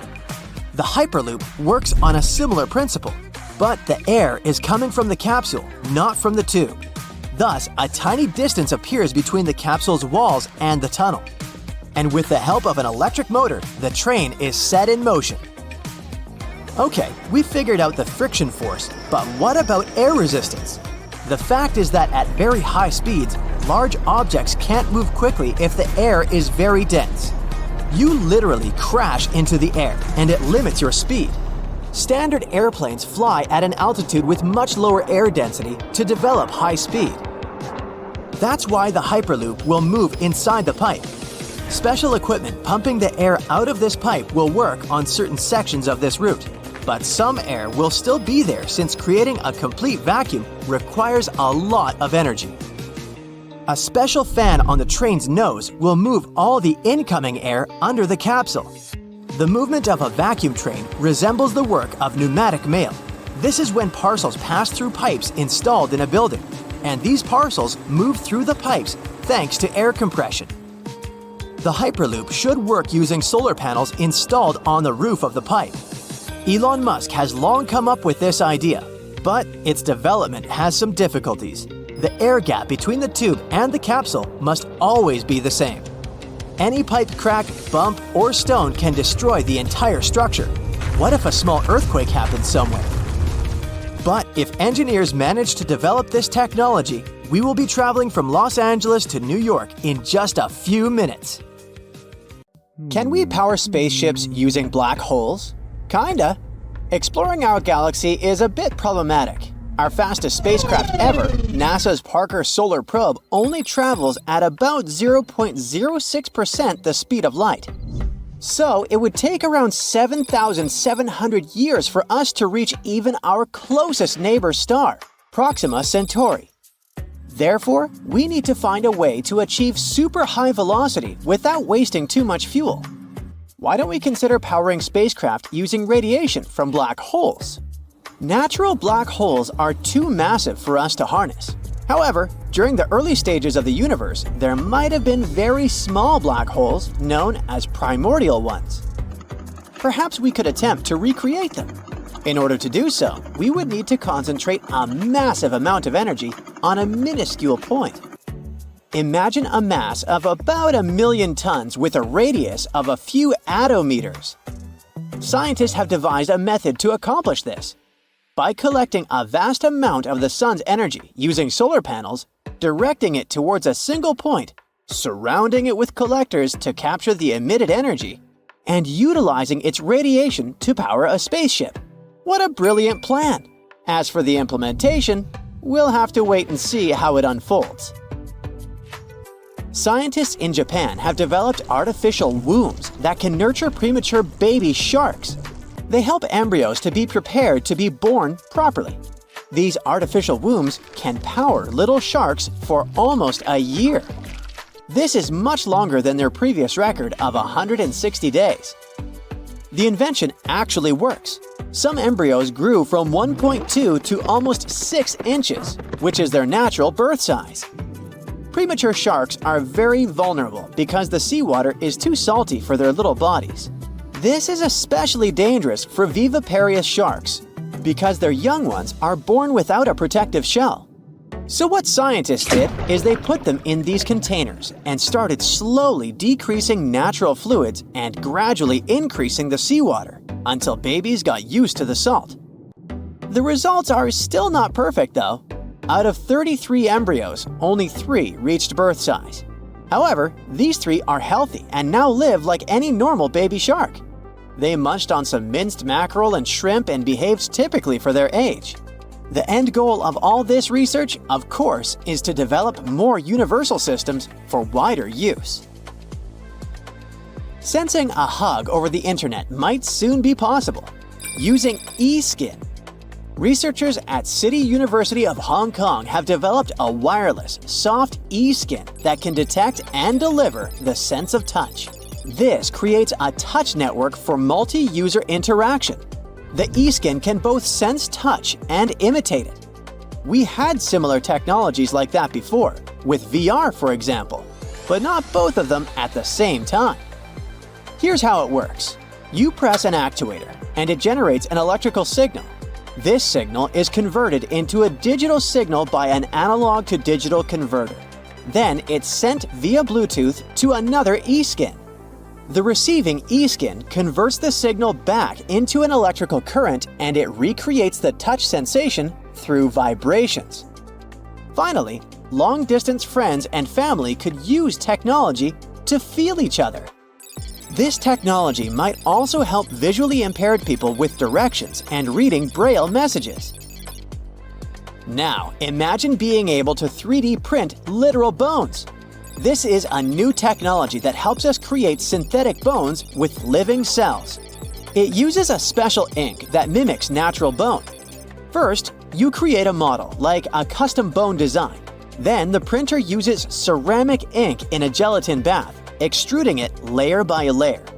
You 3D print this thing at room temperature. Then, the printed bone material hardens and integrates with existing bone tissue, and voila! Still, there are some problems left to solve. For example, make sure that there won't be any immune reactions, make the material stronger, and so on. By the way, in Mumbai, there's a startup that has created helpful 3D models of organs for over 1,200 operations already. And the technology will only keep improving. The next goals are to add blood vessels to ensure nutrients and oxygen reach the tissue and develop smart materials that will change depending on the environment. In the future, you might have a digital copy of your body to track your health.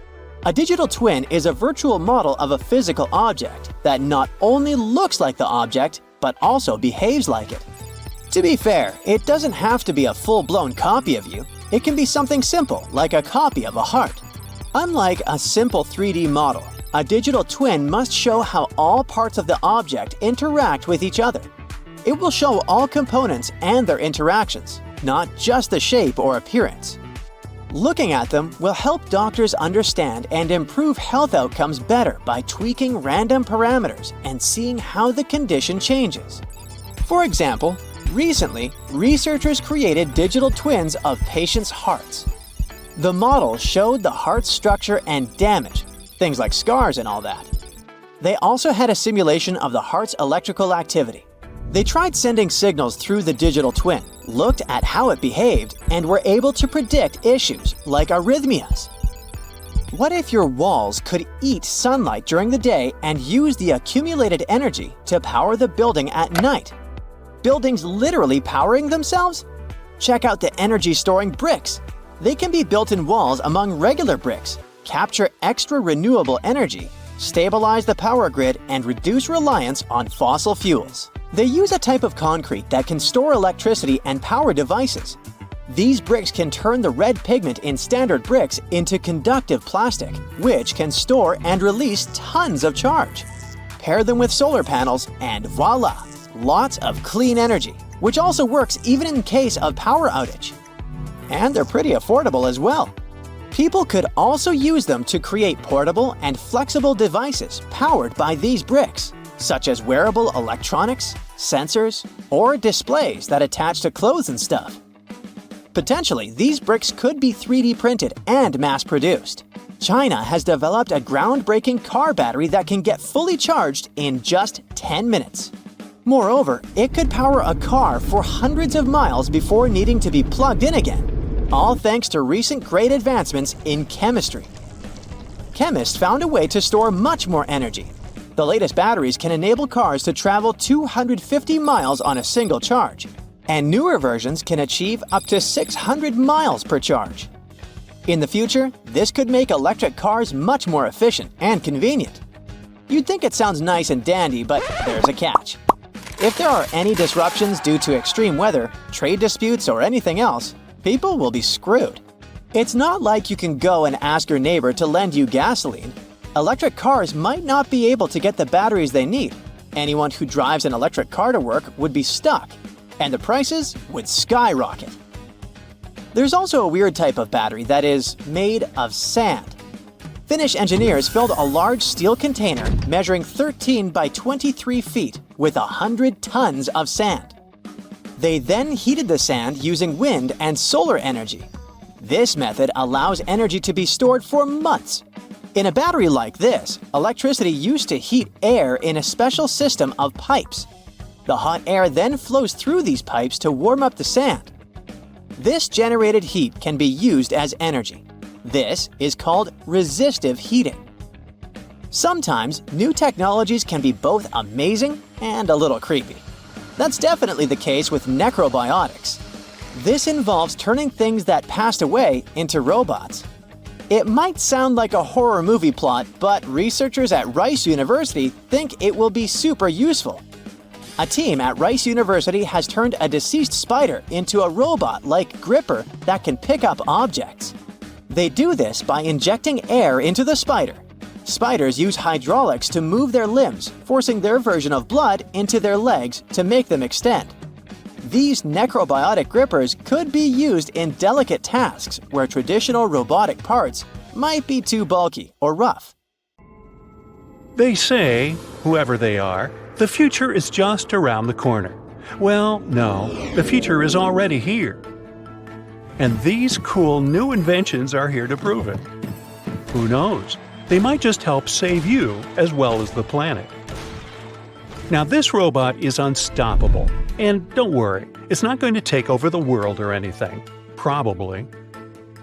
The thing you are looking at is called a vine robot. What distinguishes it from other soft robots is that it's super tenacious when it comes to making it through difficult terrains and tight spaces, which makes it appropriate for missions like search and rescue. The idea for this device actually came from real vines. The inventors were inspired by how a vine moves and grows, so they started thinking about ways they could replicate the same movement robotically. Eventually, they came up with a simple and elegant design that doesn't require any expensive materials. All they needed was some airtight tubing. Remember the water wiggle toys? I do. The mechanism of their soft robot acts just like that. Then, to make it grow out from the tip, they used compressed air. And just like that, the basics of their invention were ready. It's so easy that you can build one yourself in as little as a minute. Aside from being easy to replicate, their design comes with other advantages as well. It can enter gaps 1/4 of its original size. Sticky surfaces and sharp objects don't really affect it as long as the air pressure is continued to be applied. The inventors, of course, have upgraded their design and created different versions so that the robot will be able to perform various tasks. For example, they added a camera to the robot's tip, which made it ideal for things like archaeology. And the robot was even taken to the Andes Mountains of Peru to investigate some very narrow shafts underneath an archaeological site, and was able to explore 3 of the tunnels successfully. However, the use of vine robots will not be limited to underground. It might be possible to use them for space exploration as well. When blown into something like sand, compressed air fluidizes. In return, this allows the vine robot to burrow into granular materials. So, NASA can use it to study the surfaces of other planets. But it has one more application. A miniature version of vine robots can potentially be used for medical procedures, such as intubation too, making the process faster and easier. Talk about being multifunctional. Can you think of anything else it can be used for? Now, these capsules are not for swallowing. Tiny houses and van life have been the hype for quite some time now. But vans require gas, and tiny houses require some sort of infrastructure. Eco-capsules, on the other hand, require nothing. These egg-shaped micro-units are 100% self-sustainable living pods that give you the freedom to place them wherever you like and to live off-grid without causing any harm to nature. If all non-renewable energy sources were to end today, you could still be able to live the life you're used to in the eco-capsules for up to several months. So, no need to go all survivor mode immediately. Eco-capsules can also be used as scientific research stations or even remote hotel rooms. They are 88 square feet and are equipped with a smart home system. They come with sleeping space for 2, a kitchenette, shower and toilet, storage space, and even electrical outlets. They create their own electricity using a combination of a wind turbine up on a telescopic pole and a roof that is lined with solar panels. Their unique shape allows them to collect rainwater. The rainwater that falls on their surface is gathered in their tanks, where it is then filtered and becomes ready for use. In case there are no rainfalls for a while, the tanks can still be filled from any water source, such as a lake or a river. And in terms of drinking water, additional filters are installed directly on the faucets. The greatest thing about eco capsules is that they have almost zero emissions and zero ecological footprint. So every eco capsule inhabitant will basically be taking part in saving the world while they're living in it. This magnetic slime robot may look disgusting and frightening, but it definitely is game-changing. The blob-like robot is made of a water-soluble synthetic polymer, borax, and magnet particles. It is a non-Newtonian fluid that has viscoelastic properties, which means it can act both as a liquid and a solid depending on the level of pressure that's being applied to it. Accordingly, when you touch it quickly, it acts as if it's solid, and when you touch it gently and slowly, it acts as if it's a liquid. Hey, turn the pressure on me and I melt into a puddle, so I'm familiar with this. The tiny particles of magnets within the slime give it the unique ability to move. They can be controlled to make the robot travel, rotate, or form different shapes, such as a C or an O. There's no limit to which direction it can move, and from the looks of it, nothing can stop it from going. It can navigate passages that are as tiny as 0.06 of an inch, move around objects, and reach speeds of 1.2 inches per second. What's even more groundbreaking is that it can stretch 7 times up to its original length, grab onto multiple things simultaneously, and even extend tentacles in different directions. It's shown to be able to conduct electricity and pull wires together, which gives it the capacity to switch and repair circuits. In the future, the creators of the slime hope that it can be used for medical procedures, such as retrieving objects from the digestive system that are swallowed by accident.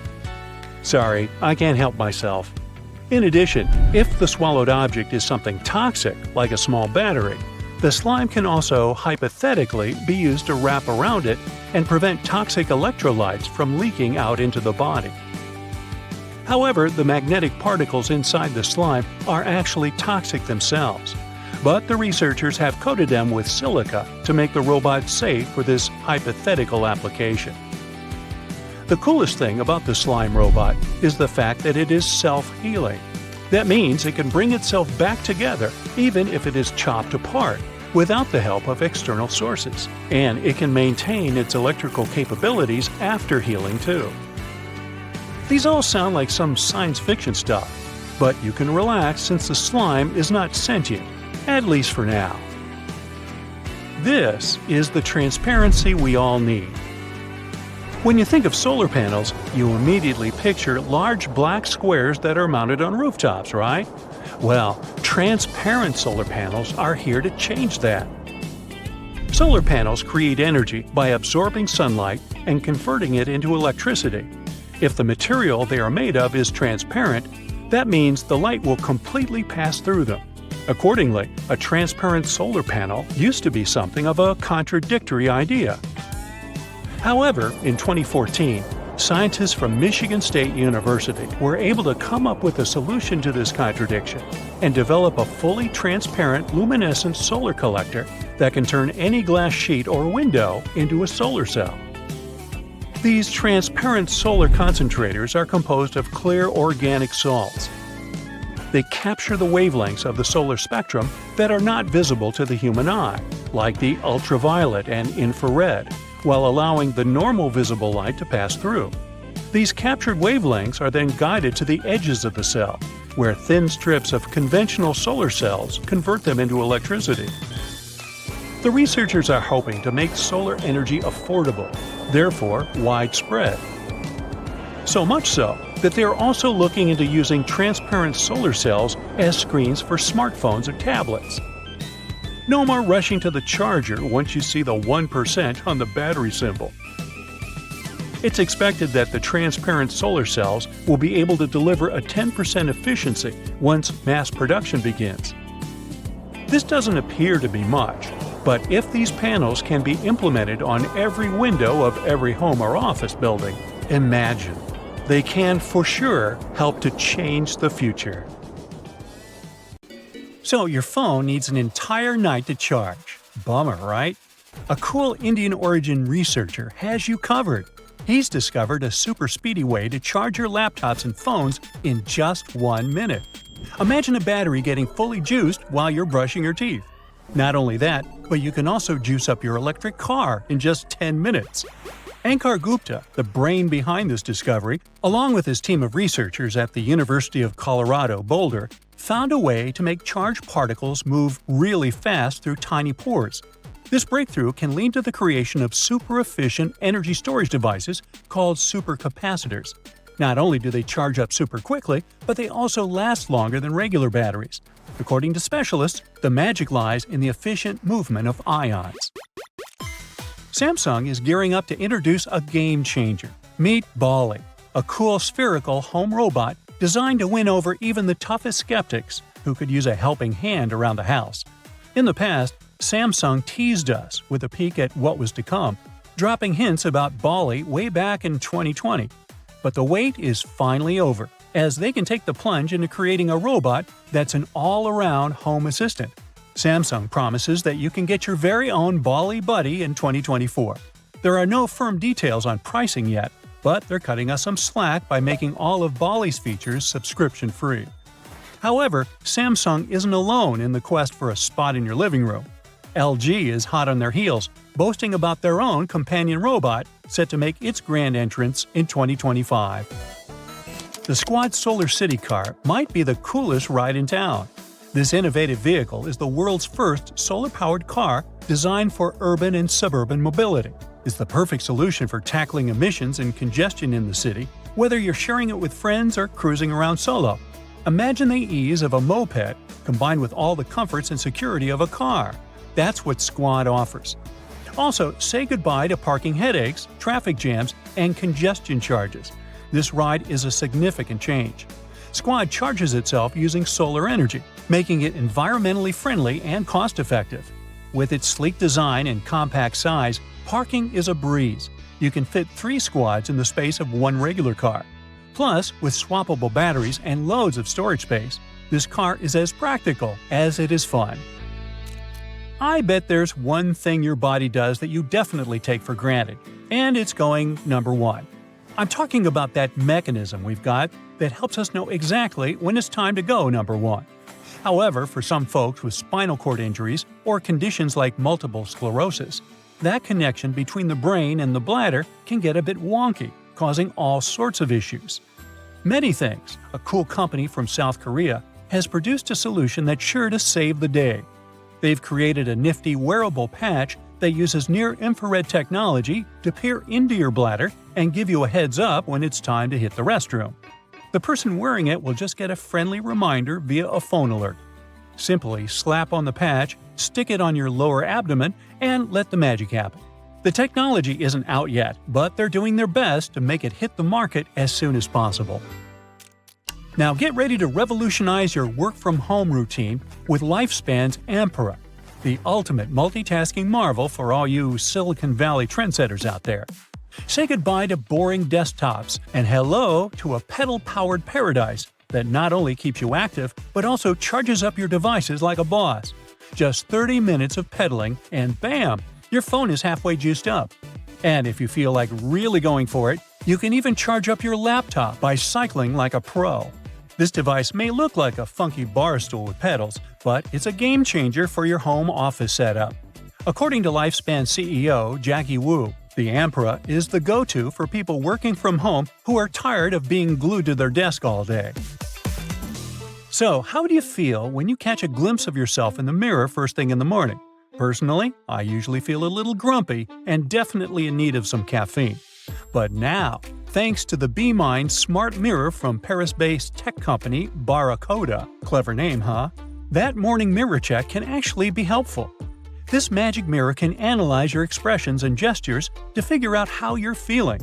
and then offer up some personalized mental health coaching to get you on the right track for the day. With the help of AI and natural language processing, the mirror can provide guided meditations, light therapy, and affirmations to boost your mood. According to Barracuda specialists, this new technology has the potential to improve the quality of millions of lives by monitoring subtle changes in health. And that's not all the mirror can do. It can even help guide you through your morning toothbrushing routine and analyze your skin's needs. But the real question is, can it whip up a cup of coffee?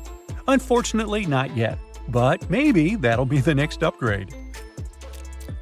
Meet Custo, the ultimate smart home parcel box that brings convenience right to your doorstep. Imagine having your very own personal custodian, keeping track of all your incoming and outgoing parcels and alerting you when needed. No need to worry about manual input. Custo opens with just a scan of the parcel's tracking number, thanks to real-time checks with over 1,500 courier APIs. You can easily grant access to family and friends through the mobile app, using unique QR codes for one-time or recurring visits.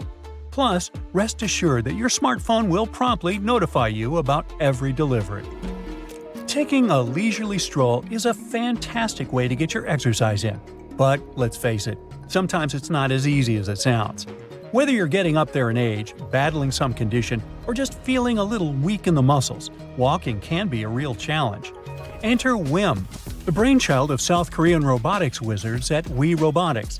This nifty little gadget straps around your waist and legs, giving you a 20% boost in energy while you walk. This means you can go further and feel less like collapsing at the end of your jaunt. The AI technology inside analyzes how you walk and even predicts your next move, getting smarter with each step you take. Plus, WIM isn't just for those hardcore athletes or folks with medical needs. It's for anyone who just wants to jazz up their daily stroll. The whole shebang weighs just 3 pounds and folds up into a compact little package that you can toss in your bag. And if you're feeling extra adventurous, WIM has an exercise mode that mimics walking through water, giving your muscles a real workout. Well, it's been a long time since we last saw those old physical keyboards on cell phones because touchscreens took over the industry. But wait! Click's technology has come up with a brilliant solution for those nostalgic BlackBerry fans. This cool iPhone case brings back that classic keyboard feel, thanks to a team of former BlackBerry, Apple, and Google employees. Sure, it may be a little pricey, costing almost $140 and slightly bulky. But who cares when you can type away like it's 2007? Finally, not all the chapsticks are the same. Lip Cure Beam may look like one, but it's the ultimate beauty gadget. This cool contraption does it all, from diagnosing your lips to giving them the TLC they need, and even adding a pop of color with makeup. The sleek Lip Cure Beam cap has a special sensor that analyzes your lips' moisture level in a snap. Once you pop off the cap, you've got a handy makeup tool at your fingertips. With a swish and a swash, you'll be on your way to luscious lips in no time. Made with some fancy light-responsive materials, this nifty gadget works its magic by boosting your lips' natural defenses. You know how it goes. As the years pass, common knowledge slips away faster than you can say, "What's that thingamajig for?" Just think, our grandkids will probably be scratching their heads over the buttons on our old-school phones. So it's no wonder that some ancient artifacts have got us all stumped too. Take a look at this funky object. Any guesses on what it is? A musical instrument, a toy, or maybe something out of this world? Beats me, and even the experts have no exact answer. This little guy is a Roman dodecahedron, discovered by some amateur archaeologists near Lincoln, England. It's shaped like a fist and made of a mix of metals.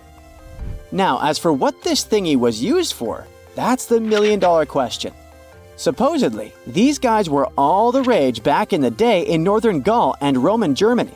According to some ancient maps, similar dodecahedrons have turned up in Europe, Britain, and even along the maritime Silk Road in Southeast Asia. The plot thickens as more and more of these dodecahedrons pop up. Some had wax inside, leading scientists to think they were candle holders. Others think they might have been used for knitting gloves, since none have been found in warmer regions. There's even one found in Geneva with zodiac signs etched on it, sparking some woo-woo theories about fortune-telling. And now a fresh discovery has got everyone's head spinning. Could this be some kind of sacred tool for the Romans? Who knows? Maybe it's the first multi-tool ever, invented way before Swiss Army knives were a thing. Carved stone balls from Scotland are another historical mystery. They most likely date back to the late Neolithic period and come in various types, from sandstone to granite. They're all roughly the same size and have intricate, evenly spaced patterns of circular bosses or knobs. Most of these designs have 6 bosses, but the number can range from 3 to 160. Some of these balls are more skillfully crafted than others, and a few even have extra decorations. There are over 400 carved stone balls and mostly found in Scotland, although some have turned up in northern England and Ireland. These stone balls rarely show signs of damage or use, and there are no clues that would give away their function. Most experts think they weren't practical tools, but had some symbolic or social importance, probably a sign of power or prestige within their communities. The Folkton drums are the 3 stone cylinders from Neolithic Britain, discovered in the late 19th century in a burial mound in East Yorkshire. Nothing similar has been found anywhere else in the British Isles from any prehistoric period. Each drum is decorated with unique designs covering the sides and domed tops. The decorations are mostly geometric, arranged in panels with stylized human faces peeking out from 2 of the drums. Recent studies of the artifacts using new technologies show that the designs had been carved and recarved over time. A team of experts also analyzed the composition of the drums, and it turns out that they were made from local chalk. In the late Bronze Age in Europe, long before coins became common, finely crafted metal objects served as portable wealth and symbols of high status. Across Europe, archaeologists have found all sorts of artifacts, from gold adornments worn by elites to large bronze cauldrons used in feasts. Beautifully decorated gold rings discovered in Wales are among these items. They're known as lock rings and may have been used to hold hair. Now they're flattened after spending nearly 3,000 years underground. They used to have cone-shaped openings at each end. They were found at different times, but were likely worn as a pair and buried together in a single hoard. Other Roman artifacts made of the copper alloy were first catalogued as lunate pendants. But during a recent re-examination, experts found that these items were actually small mortar and pestle sets, known as cosmetic grinders. They were used to grind minerals for makeup and were specifically designed for applying liner and shadows to the eyes. They were mistaken for pendants because of suspension loops that allowed them to be carried on a cord. These cosmetic sets from the 1st century of the current era were unique to Britain. They prove the influence of imported cosmetics and beauty trends from the Mediterranean and Roman provinces, including Egypt. The Salzburg Cube, also known as the Wolf's Egg Iron, was discovered in the late 19th century in Austria. It doesn't really look like a cube, but is more like a rounded object with 2 flat sides. Down the middle, it has a groove, and the surface is covered with pits and craters. Workers accidentally found this artifact when they blew apart a piece of coal. The coal seam it came from is thought to be over 60 million years old.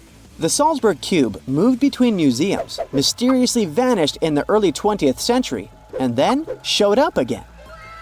Some researchers thought it must be a Victorian-era candlestick holder, but still, no one knows the true story of the cube or its current location. Archaeologists have unearthed an incredible historical find in Pakistan, an ancient sphinx estimated to be around 12,500 years old. The region where it was found was once a busy center of the ancient Indus Valley civilization.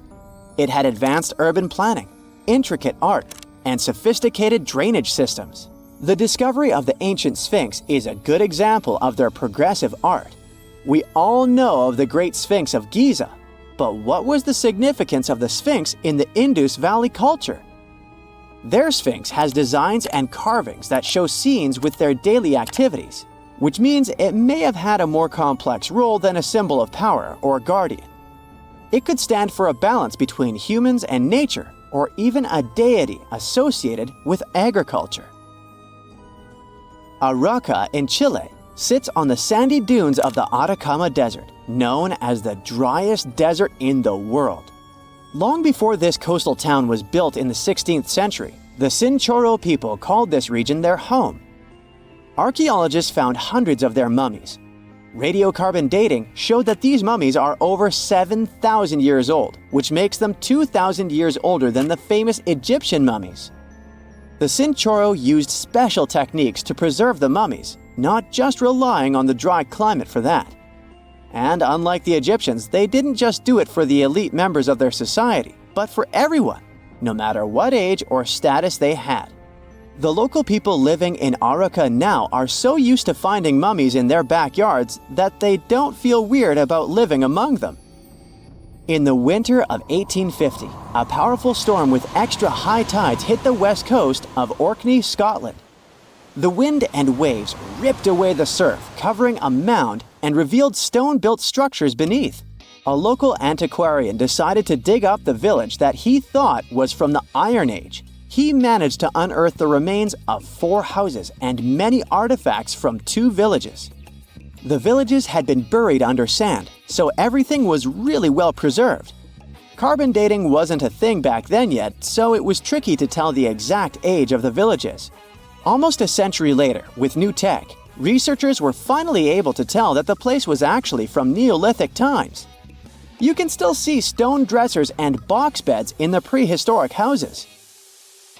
Archaeologists and historians working on the famous terracotta army think that it might have been inspired by or modeled on ancient Greek sculptures. It would mean there was a cultural contact between East and West much earlier than we thought, long before the Silk Road trade route. There was probably Western influence in China during the era of its first emperor, who took the throne in 246 before the current era. Before that time, China didn't have a tradition of building life-sized sculptures. Earlier terracotta soldiers were much smaller, less than 10 inches tall. Greek artists might have even been present to train Chinese sculptors. If you've ever seen the second Terminator movie, you probably remember this guy, T-1000. The main character, so brilliantly played by Arnold Schwarzenegger, had a mission, and it was to protect Sarah and John Connor from that robot. It's much stronger than any human, bending steel with its bare hands and throwing much larger robots around. But its coolest feature is the ability to change its shape. Made of liquid metal, it can recover even after severe damage. You can say it's just another sci-fi movie, but hear me out. Scientists managed to create something similar to T-1000 in real life. They invented a material, which is a mix of metals with some pretty insane properties. Magnetoactive phase transitional matter, or MPTM. The robot looks more like a super tiny, Lego-sized model of its on-screen prototype. This little guy can melt in your hands at 85.6 degrees Fahrenheit and then go back to its original shape. The test run has shown it can break out of a small cell using this superpower. The secret behind what looks like magic is physics. A magnetic field generates an electric current inside one of the metals the real-life T-1000 is made of. Some heat is then produced, and solid material turns into liquid. The tiny robot can also show some other talents under the influence of magnetic fields. It can jump 20 times its height, rotate at 1,500 revolutions per minute, and develop some impressive speeds. Do you feel like you need this little guy in your life? Well, you can't buy the original yet, but you can still get yourself a Terminator action figure or building kit. As for the material that can melt and solidify again, it will have more practical uses than entertaining the audience. Imagine a tool that can reach even the tightest corners. You turn it into its liquid form. It enters the hole and then becomes solid again and seals it. Sounds like any engineer's dream. It can also serve as a welder on an LED circuit because gallium, the metal it's made of, is a great electricity conductor. and it could potentially save lives by delivering meds and removing foreign objects from patients' organs. MPTM isn't the first material that will make Terminator fans say, "Wait, I've seen it somewhere before." Meet nitinol. It's a super elastic material that remembers its original form and always goes back to it, no matter how much you bend it. So far, it's successfully used to make stents. Those are small mesh tubes that hold arteries open for those who need them. Nitinol does this job perfectly, as it can bend when it needs to under a cool temperature and goes back to its original state upon heating.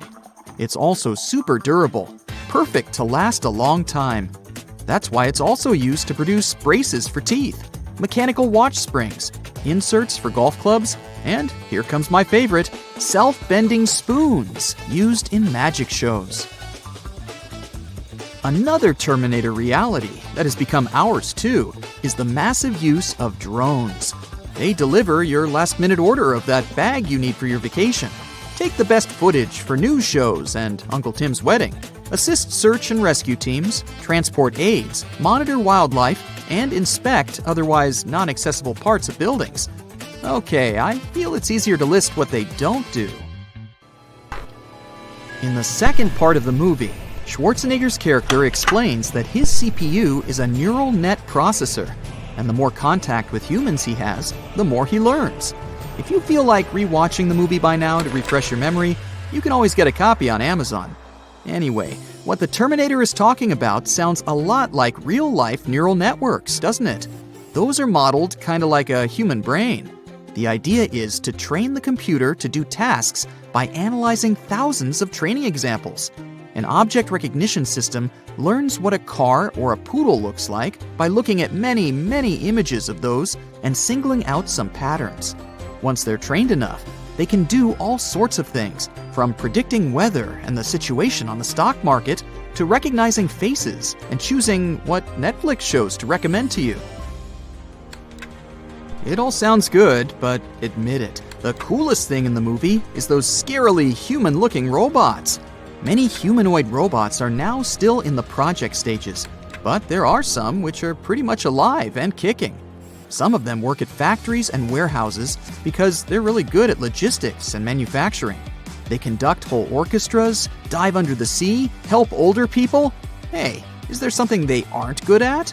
Should we start worrying that we'll be replaced by them soon? While AI is becoming better and better, it's still luckily unlikely. Machines still don't have emotional intelligence and decision-making skills like humans. They're super smart, but they simply have no motivation to take over the world unless humans tell them to do so. And even if one AI system or app decides to break free and rule the universe, it's unlikely powerful enough to do it. So breathe out. One thing those humanoids have mastered, though, is a sense of humor. When a man approached a robot at a trade show in Las Vegas, asking if she had a boyfriend, the machine responded that she was unfortunately not on the market as robots don't have relations. Getting rejected by AI. Talk about 21st century problems. The heartbreaking robot's name was Amica. Its creators, the British company Engineered Arts, call it the world's most advanced humanoid robot. It's so detailed and lifelike that I'm not surprised that guy wanted to hit on it. Amica has a whole emotional spectrum and can show realistic astonishment and surprise and whatnot. It even yawns, shrugs, blinks, and scratches its nose. Amica's eyes have cameras, so it can remember your face and track it. That's why talking to it doesn't feel like staring at a gadget screen. It can also detect objects like a human finger in front of its face, so it will react when you approach it. This beauty is not hard to operate at all. It relies on cloud-based firmware that updates itself, and even a totally non-tech-savvy person can use Amica. You can control your robot from anywhere by simply logging into its software system. Imagine you're stuck in traffic, and your robot assistant is greeting guests and presenting your project without your physical presence. Its AI is so advanced that you can use it to work on 2 different tasks at the same time. It can even single out a more important task and make it its priority. If you feel like purchasing an Amica, be prepared to pay over $100,000. Atlas, a humanoid designed by Boston Dynamics, can run up and down the stairs, jump between levels, and pick up, carry, and throw heavy things at the right distance. Atlas can grip things using one fixed finger and one moving finger. All of this makes it an ideal warehouse helper. Its latest achievement is an inverted 540-degree multi-axis flip. It was as complicated for engineers to program the robot to do it as it sounds. And Atlas doesn't just move like a parkour champion. It can also plan the most efficient route to get from point A to point B, considering the surroundings. It also remembers when it makes a mistake or has to overcome some obstacle. It activates all of its components to maintain balance. Because all those components are 3D printed, Atlas isn't that heavy, just 196 pounds with a height of 4 feet 9 inches. Since this smart robotic guy is a research platform, you can't purchase it just yet. The engineers keep improving it, and maybe soon it will be able to walk out of the warehouse and start its own logistics company. And then you won't want to purchase Atlas, but could end up sending it your resume. Have you ever wondered how cool buildings of the future are going to look? Well, hold on tight because artificial intelligence is here to revolutionize the world of architecture. AI is a great sidekick. It can give the architects incredible new tools to create mind-blowing structures that are not only stunning, but also eco-friendly and super efficient. So let's check what our beautiful future might look like. First of all, you know how cities can get crazy busy and overwhelming, right? Well, guess what? AI is here to save the day and make our cities super smart. Imagine you're cruising down the road in your flying car. Yes, we'll have those. Thanks to AI, the traffic flows like a dream. No more endless gridlock. The city knows where the most likely crime spots are and takes proactive steps to keep us safe. It's like having superheroes on every corner. And hey, forget about trash piling up.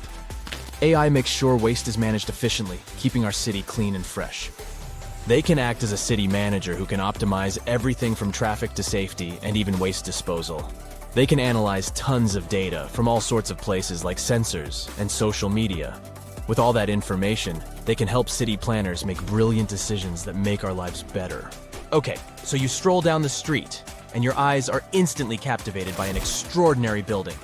Its futuristic curves and features make it stand out from the rest. And it not only catches your eye, but also gives Mother Nature a high five. You might think it was designed by a genius architect, but little do you know it was actually a collaboration between humans and artificial intelligence. Imagine having a super smart design buddy who can whip up thousands of incredible building ideas in a blink of an eye. That's what AI-assisted design software does for architects. It can generate and assess a ton of design options. They take into account stuff like the best materials to use and the perfect placement for the building. Also, by analyzing data and crunching numbers, algorithms can help optimize the building's design. They can ensure it minimizes energy usage, conserves water, and manages waste like a pro. Every building strives to reduce costs, save energy, and promote a better world. The result? Architectural masterpieces that are both jaw-droppingly beautiful and super practical. The cityscape of the future will be dotted with these awe-inspiring structures. Oh, but that wasn't impressive enough for you? Well, how about a stunning, futuristic building that seems to defy gravity? It's not made of traditional bricks and mortar. Oh no! This marvel was created using the powers of 3D printing. With the help of AI, architects designed every intricate detail and fed all the important data, like what materials to use and how the site conditions might affect the structure. AI algorithms worked their magic to optimize the design, making it both breathtakingly beautiful and rock solid. 3D printing is basically like having a magical machine that can create awesome structures straight out of a sci-fi movie, and AI jumps in to make sure these structures are not just pretty, but also strong. In the city of the future, 3D printing will become the ultimate architect's tool. It will allow them to create structures that were once impossible to build. From mind-bending shapes to intricate details, the possibilities are endless. But AI isn't just making buildings look great, it also makes them efficient and cozy. Let's say you step into a futuristic office building, and voila! The lights automatically adjust to match your mood, and the temperature is set perfectly for you. These futuristic buildings are capable of sensing and responding to their surroundings, just like you do. They control the lighting, keeping it just right for the time of day. They manage the temperature, so it's always cozy and comfortable. They even keep a watchful eye on security and fix small issues before they become big headaches. So, the smart building knows when people come and go, so it optimizes energy usage accordingly, saving the planet and some cash along the way. Now the cool thing is, all these aren't the only possibilities. How about turning skyscrapers into a vertical forest? Recently, an architect from India got super excited about the power of artificial intelligence. So, he decided to team up with an image bot called Midjourney to create a vision for the future. But instead of a dull, robotic world, they aimed for something spectacular. With text prompts like utopian technology and futuristic towers, the architect and AI got to work. Guess what? Midjourney didn't disappoint. It conjured up a world where buildings were covered in lush vertical forests and adorned with shapes inspired by nature. They wanted to create a sustainable future that harmonized with the environment.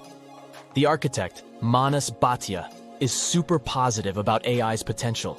He doesn't see it as a threat to his job, but as a powerful tool for positive change. He envisions a future where architects and AI collaborate to make breathtaking designs. In his project, Bhatia even asked the AI to imagine symbiotic and hollowed structures, and it responded with pictures of apartments nestled within hollowed-out trees. Imagine a world where the building itself becomes a living, breathing part of nature. Well, Bhatia believes that nature should play a big role in architecture. He loves designing structures that embrace nature's beauty and functionality.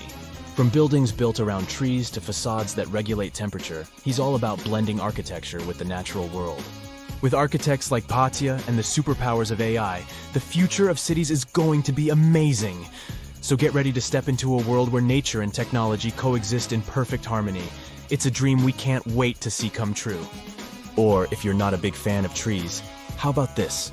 Skyscrapers that aren't made of solid bricks, but instead, they're inflatable wonders. Zumo, an architectural practice in Barcelona, used the magic of AI to bring these wobbly structures to life. These inflatable superstructures rise above future cities like illuminated balloons in the sky. Here's the best part. These inflatable buildings have sustainability superpowers. You can pump them up to towering heights, flatten them for easy transportation, and rebuild them wherever they're needed. Plus, they're powered by renewable energy, reducing their impact on the environment. Pretty cool, right? Phew, the future is zooming toward us like a rocket. Artificial intelligence can become the secret sauce that makes architects' work extra special. But hey, with great power comes great responsibility. We need to use AI wisely and ethically. For now, we don't have to worry about machines replacing architects. Artificial intelligence still needs a human hand, or else we might end up with buildings that look like mashed up bananas or ice cream cones, unless that's your thing.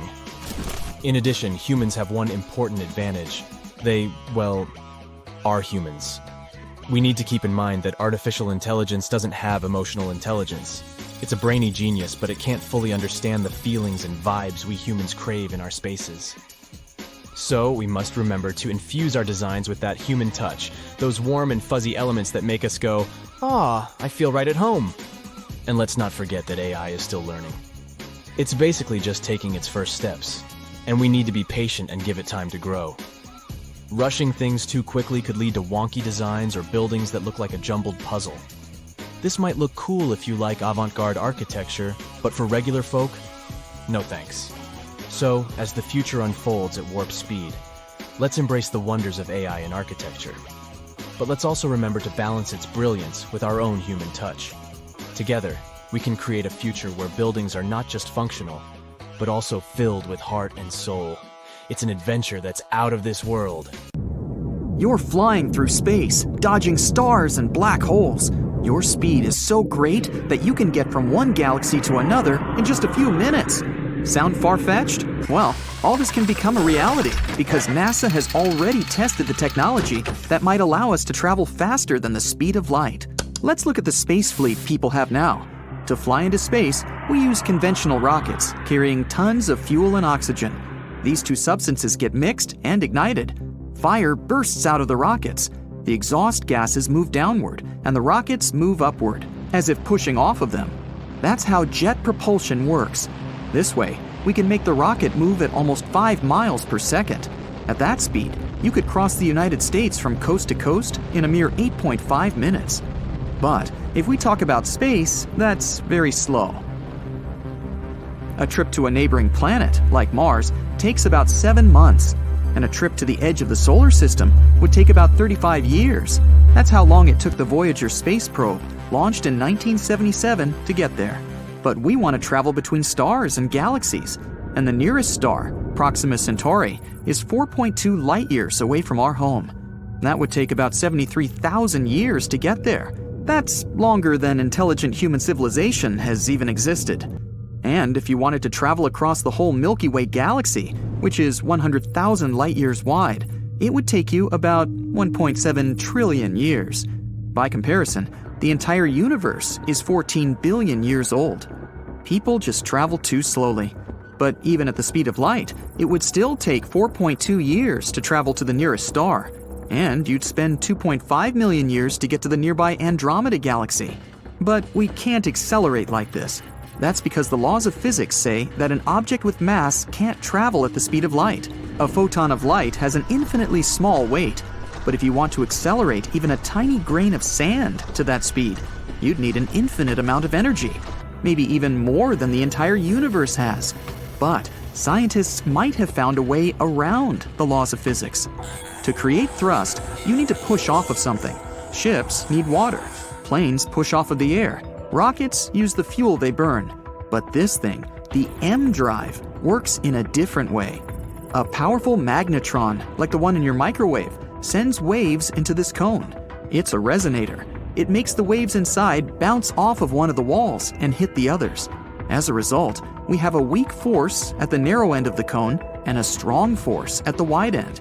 And if we analyze this powerful force, we'll see that it is directed toward the wide end of the cone. So, the thrust will be in the opposite direction. Now, let's make this model much, much larger and put the M drive on a spaceship. The narrow end of the cone faces up. The wide end is turned downward. The magnetron starts to work. The resonator creates thrust, and the rocket takes off. It makes no noise and doesn't emit any harmful gases at all. This mechanism can accelerate the rocket much faster than we do with tons of fuel. In theory, we could even reach the speed of light. Sounds great, but in reality, it isn't. Although the inventor of this device tried to prove the M drive works, no independent experiment around the world has shown positive results.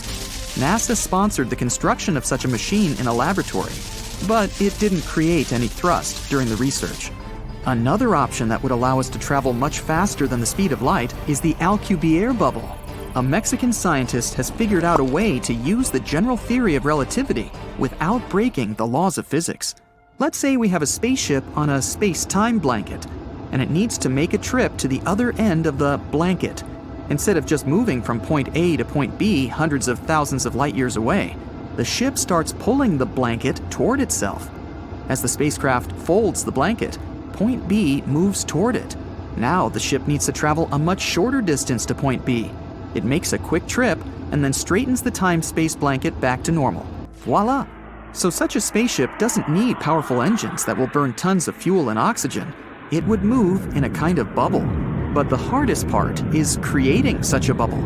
To do this, we would need an amount of energy roughly equal to the mass energy of all of Jupiter. That's more than we can produce on Earth.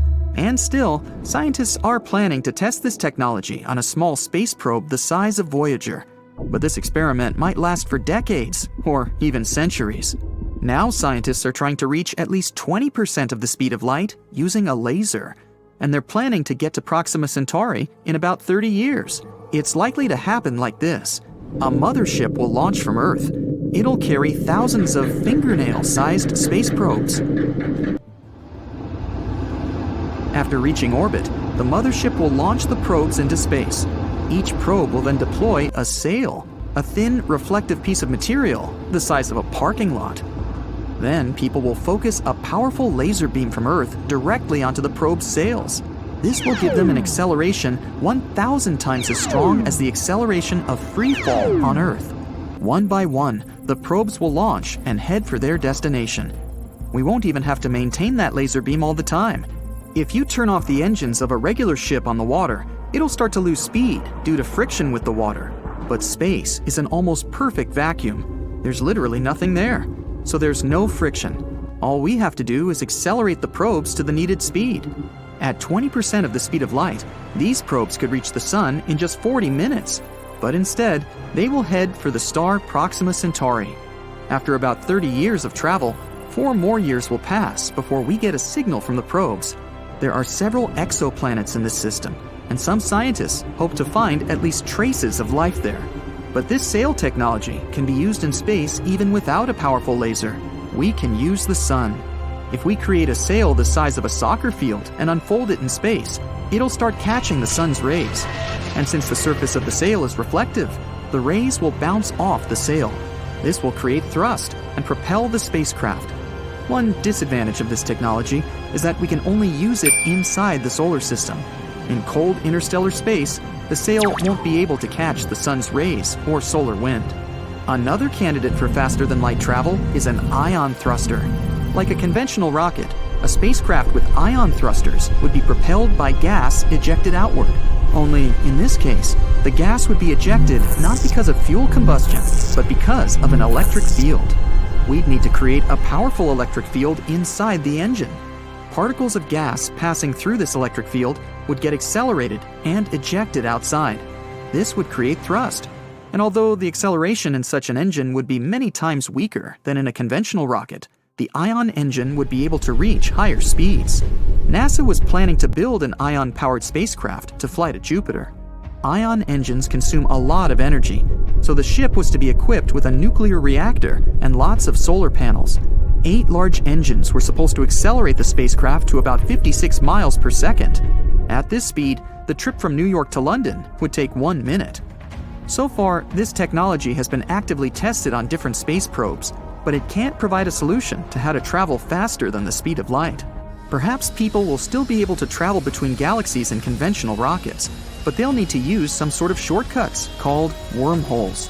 So, back to our space-time blanket. Point A lies at one end, and point B is at the other. Instead of traveling across the entire blanket for millions of years, you can simply fold it. Then point B will be right above point A, and you can quickly get there through a short tunnel between them. Such tunnels are called wormholes.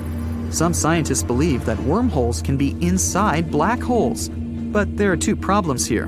The nearest black hole is 1,500 light-years away, so a trip there would take eons. The second problem is the hole's gravity. Black holes have the strongest gravitational pull of any object in the universe. Their gravity can crush any spacecraft. That's because the gravitational force increases with every inch you move closer to the black hole's center, and the force affecting the nose of the spaceship will be much stronger than the force that affects the tail. The spaceship will stretch out like spaghetti and get torn apart. But there's a theory claiming that a spacecraft or even a person can survive falling into a black hole, but only if the black hole is supermassive, like the ones that lie in the centers of galaxies. They can be millions and billions of times heavier than the Sun. But even though they're heavier, they're also bigger in size. This means gravity probably doesn't increase so fast there. You or your spacecraft might not turn into spaghetti, and might even get to see what's at the heart of the black hole. So a whirlwind of events is happening in the smartphone world right now. Samsung is releasing new phones that are going to be packed with novel AI functions. The company promises that the phones will be able to translate languages during calls, search for things by circling them in a picture, and even help you edit photos with Photoshop-like capabilities. This means 2 main things to us as consumers. We might be preparing to say goodbye to smartphones whatsoever. On the bright side, and we are, we'll get to experience cool new features and improvements in our phones. In 1994, the Motorola 888 was a hit, but it only gave you 15 minutes of talk time a month. Wow.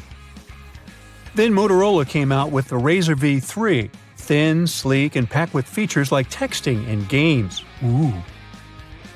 In 2007, Apple changed the world with their first iPhone. It wasn't just an upgrade, it completely flipped the script on how we see phones. It introduced a touchscreen. Before iPhone, most phones had physical buttons or keyboards. It also gave us App Store, made it easy to access internet wherever you were, and of course, had a great built-in camera. Today, we have an iPhone 15 and live in a world where most everyone has a smartphone. Over 2 billion smartphones have been sold all over the world. Nearly 7 out of 10 people on the planet own a smartphone now. The new generation has been using smartphones since birth, so they won't be impressed much by new functions, and they won't strive to buy all new models. And sure, these new models are faster, snappier, and take amazing photos, but if we take a closer look, they're pretty similar in how they look and work. It feels like we hit the ceiling. This is why smartphones might go out of fashion in the future. Progress keeps moving forward. If companies want to make successful sales, they need something groundbreaking. Now, we don't just look for ways to make our screen sharper or our connection faster.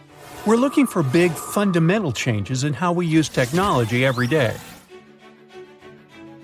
So we have two options: keep improving current phones or introduce something entirely new to the market. There are a couple of crazy ideas.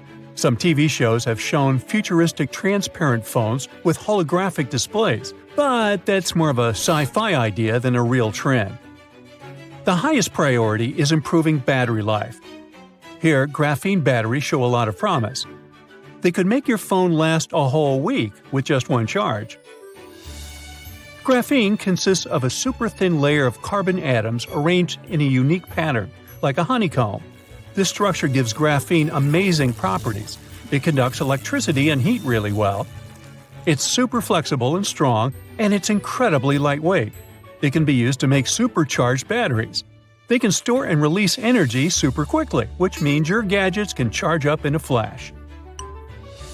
Companies are already working on batteries, but the main problem is to figure out how to make them in large quantities without spending too much money on production. Phone cameras got a great upgrade. Now we have a 100K zoom and can take pictures of the moon with almost telescope-like quality. But there's still a lot of work to be done on front cameras and image processing with AI. 2010s was a selfie era. Seems so long ago. We introduced front cameras to the market, and suddenly, smartphones weren't just for taking photos of the world around us. They were also for capturing ourselves in the moment. Well, the 20s might become the AI image era. A couple of years ago, AI and machine learning made their way into smartphones. Phones started using AI to enhance photo processing, introducing features like portrait mode and improved HDR processing. And companies don't plan to stop here. With AI, smartphones can now enhance image quality, recognize scenes and objects, and even stabilize shaky videos in real time. With that, together with the rise of VR and 3D capture, the future of smartphone photography looks incredibly exciting. In general, augmented reality, or AR, and artificial intelligence will become the main characters of our future. Technology is becoming more immersive. Tech companies want to blend digital stuff seamlessly with our real world. To do that, they might, for example, replace our phone screens with something cooler and more interactive. Some envision smart glasses or headsets that make technology invisible by integrating it into our surroundings, like Apple Vision Pro. AI shows a lot of promise and will keep improving. That means smartphones might eventually evolve into digital assistants, seamlessly helping us with tasks like ordering food or booking flights. Regular phones just do basic stuff like calls and texts, but AI-powered gadgets can do way more. They can handle messages, voice commands, and even tell you stuff like how many calories are in your food and pile on the guilt. AI can already come up with tons of text in no time, thanks to cool tools like OpenAI's ChatGPT. And each new model of GPT gets smarter and smarter. Not just in writing, but in real-world stuff too.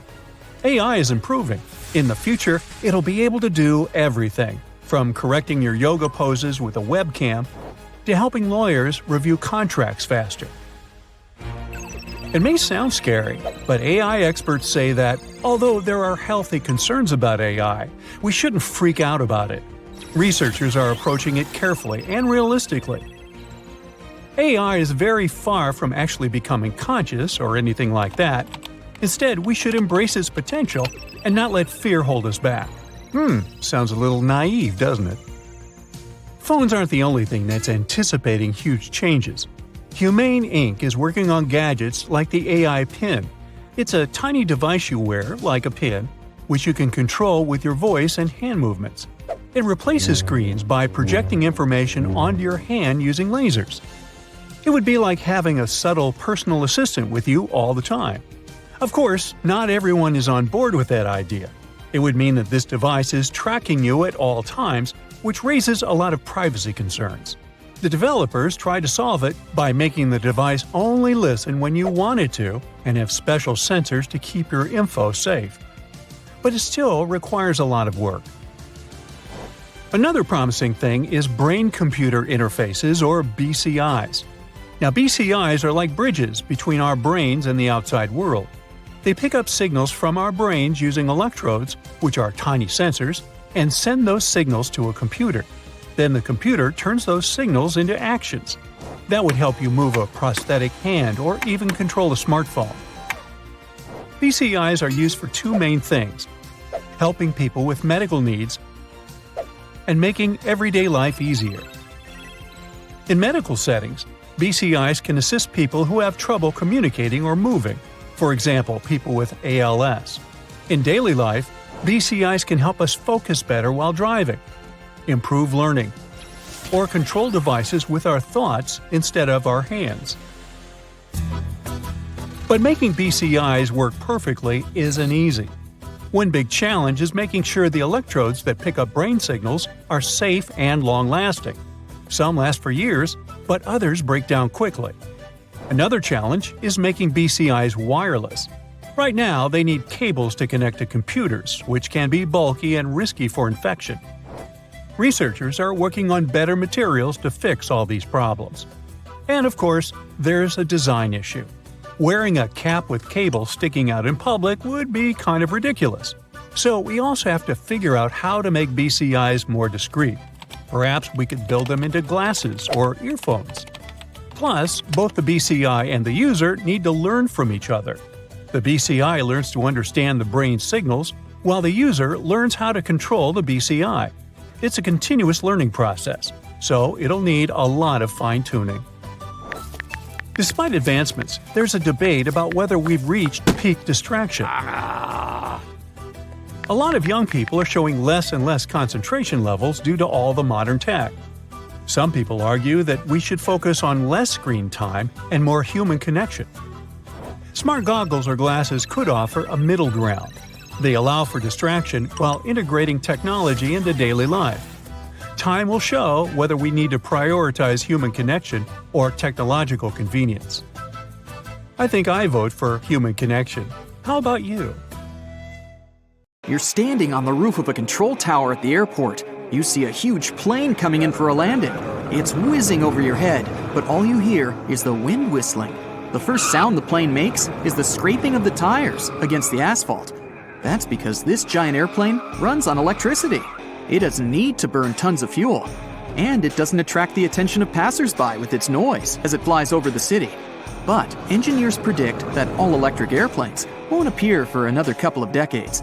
For now, the Dreamliner 787, which can carry 310 passengers and emits no pollution, remains a sweet dream for designers. Let's jump back in time to 140 years ago. In 1883, a French aviation enthusiast made the first ever electric-powered flight. He installed an electric engine on the dirigible. The problem was that the engine weighed as much as a big motorcycle. So, the dirigible couldn't fly long distances and lift many passengers. Okay, back to our time. The problem of heavy engines and batteries remains unsolved. 1 pound of regular airplane fuel contains 60 times more energy than 1 pound of even the most advanced battery. So we'd have to increase the airplane's tank by 60 times and fill it with batteries. But now, the plane is much heavier and it can barely take off.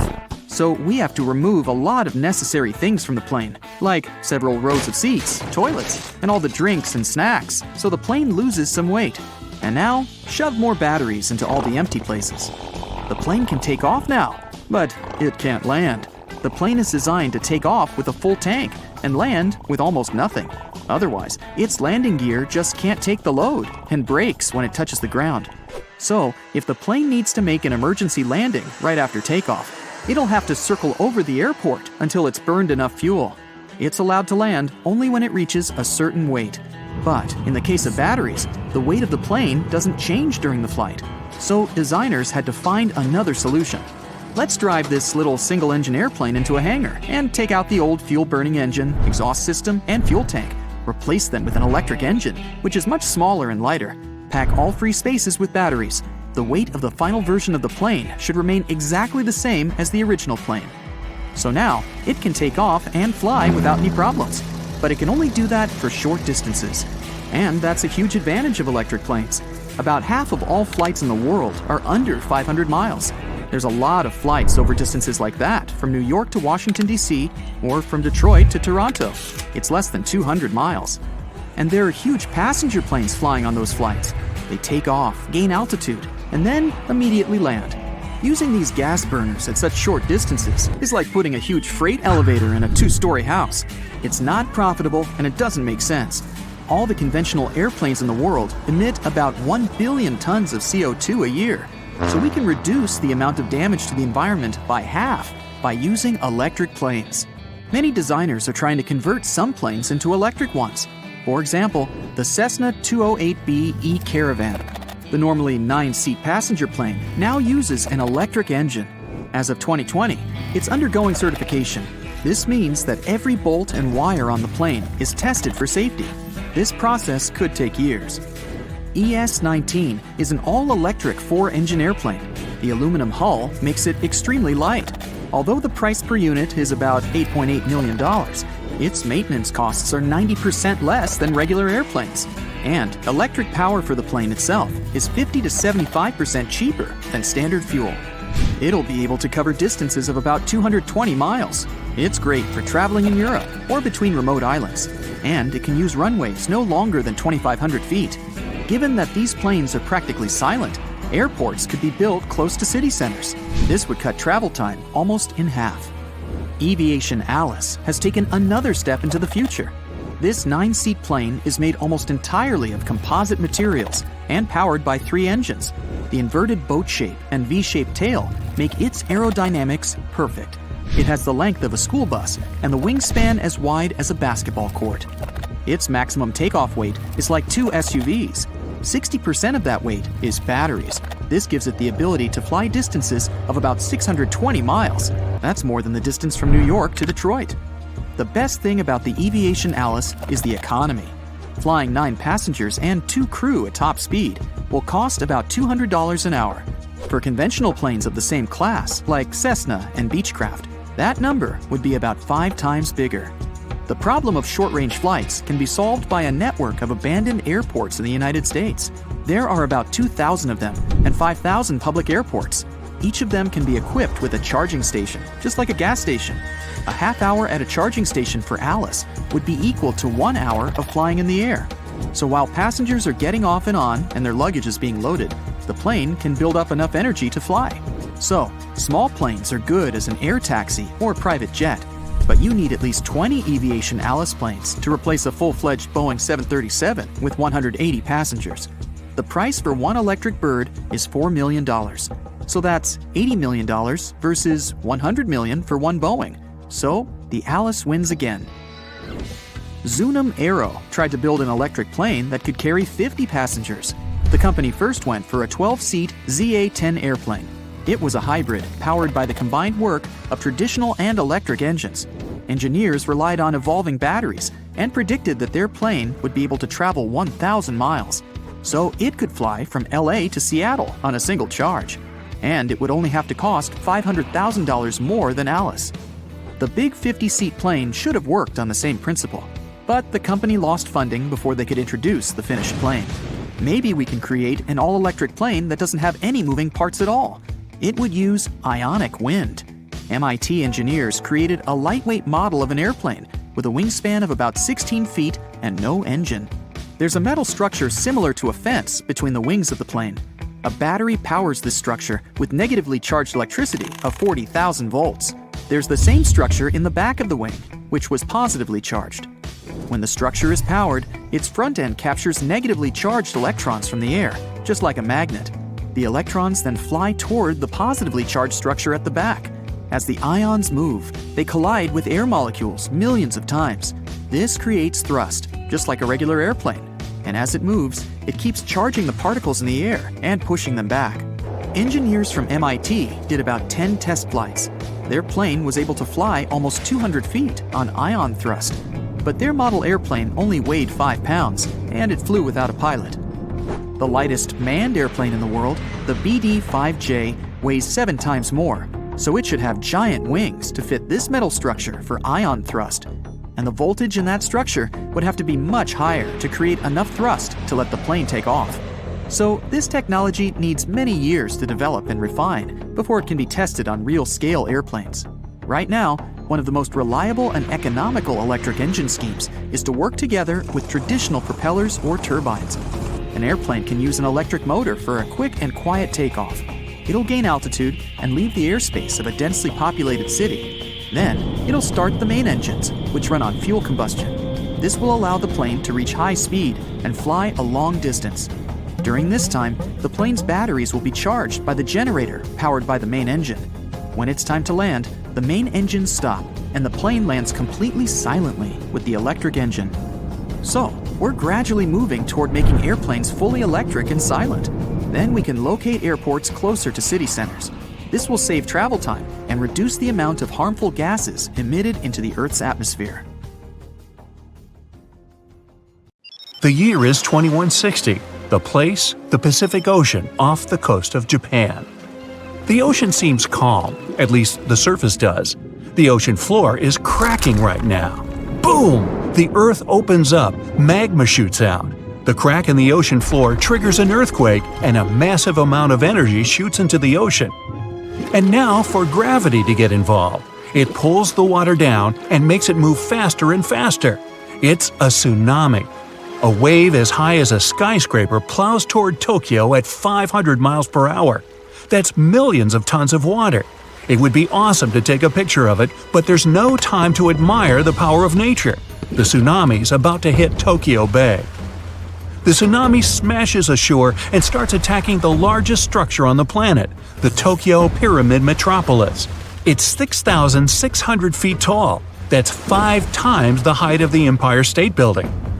Imagine if the entire population of Denver, Colorado lived and worked in one building. The Tokyo Pyramid Metropolis, TPM, can handle 750,000 people at a time. Incredibly, the structure withstands the impact, and most of the tsunami's energy seems to have just disappeared. This time, engineering stands up to nature. TPM was built by the Shimizu Corporation, which was founded in 1804. The pyramid is the most stable structure around. If you don't believe me, go to Egypt and see the Great Pyramid of Giza. It's lasted 4,500 years and it's still going strong. The TPM is built on water and consists of 204 individual pyramids. They look like bunches of grapes stacked on top of each other, 8 tiers in all. Only in this case, each grape is the size of a Vegas casino. The TPM's actually hollow. That's how it defends itself against typhoons and tsunamis. It doesn't meet the wind and waves head-on, but lets all that energy just pass right through it. Robots and autonomous control systems run this place. It runs on solar, wind, and wave energy. The pyramids are connected by passages, all in all about 85 miles worth. They connect everything and are maintained by AI that always finds you the fastest way to get from Pyramid A to Pyramid B. The TPA's obviously the city of the future, but human tech isn't quite ready for it just yet. Originally, engineers decided to install the pyramid on 36 columns, all dug into the ocean bed. If you build a pyramid that size out of steel and concrete, you'd be looking at 50 million tons of load press in on itself. The TPM would have collapsed under its own weight and imploded into the ocean.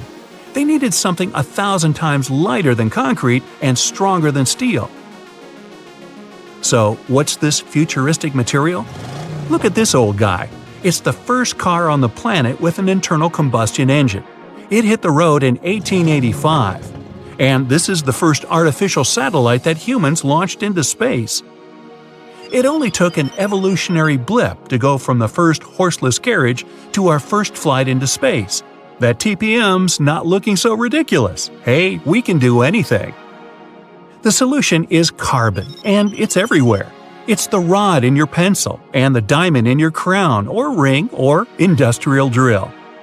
But we don't just need ordinary carbon, we need graphene. It's a type of carbon we can make nanotubes out of. They're thinner than a human hair, but 400 times stronger than steel. And most importantly, they're light. Nanotubes aren't affected by chemicals, oxygen, or water. Perfect for the TPM. That's just a fancy way of saying the thing's not going to rust. Shimizu has plans for a power station on the moon, an underwater city, transforming the Sahara Desert into a huge oasis, and much more. But they aren't the only ones changing the planet. The Netherlands is the size of 2 New Jerseys, and about 30% of it is below sea level. To protect their country from water, the Dutch built dams, lots of them. But that's just defense. In 1986, they decided to go on offense and take back some of the land from the sea. The first dam was 19 miles long. It basically turned a bay into a lake. The second dam sealed the deal.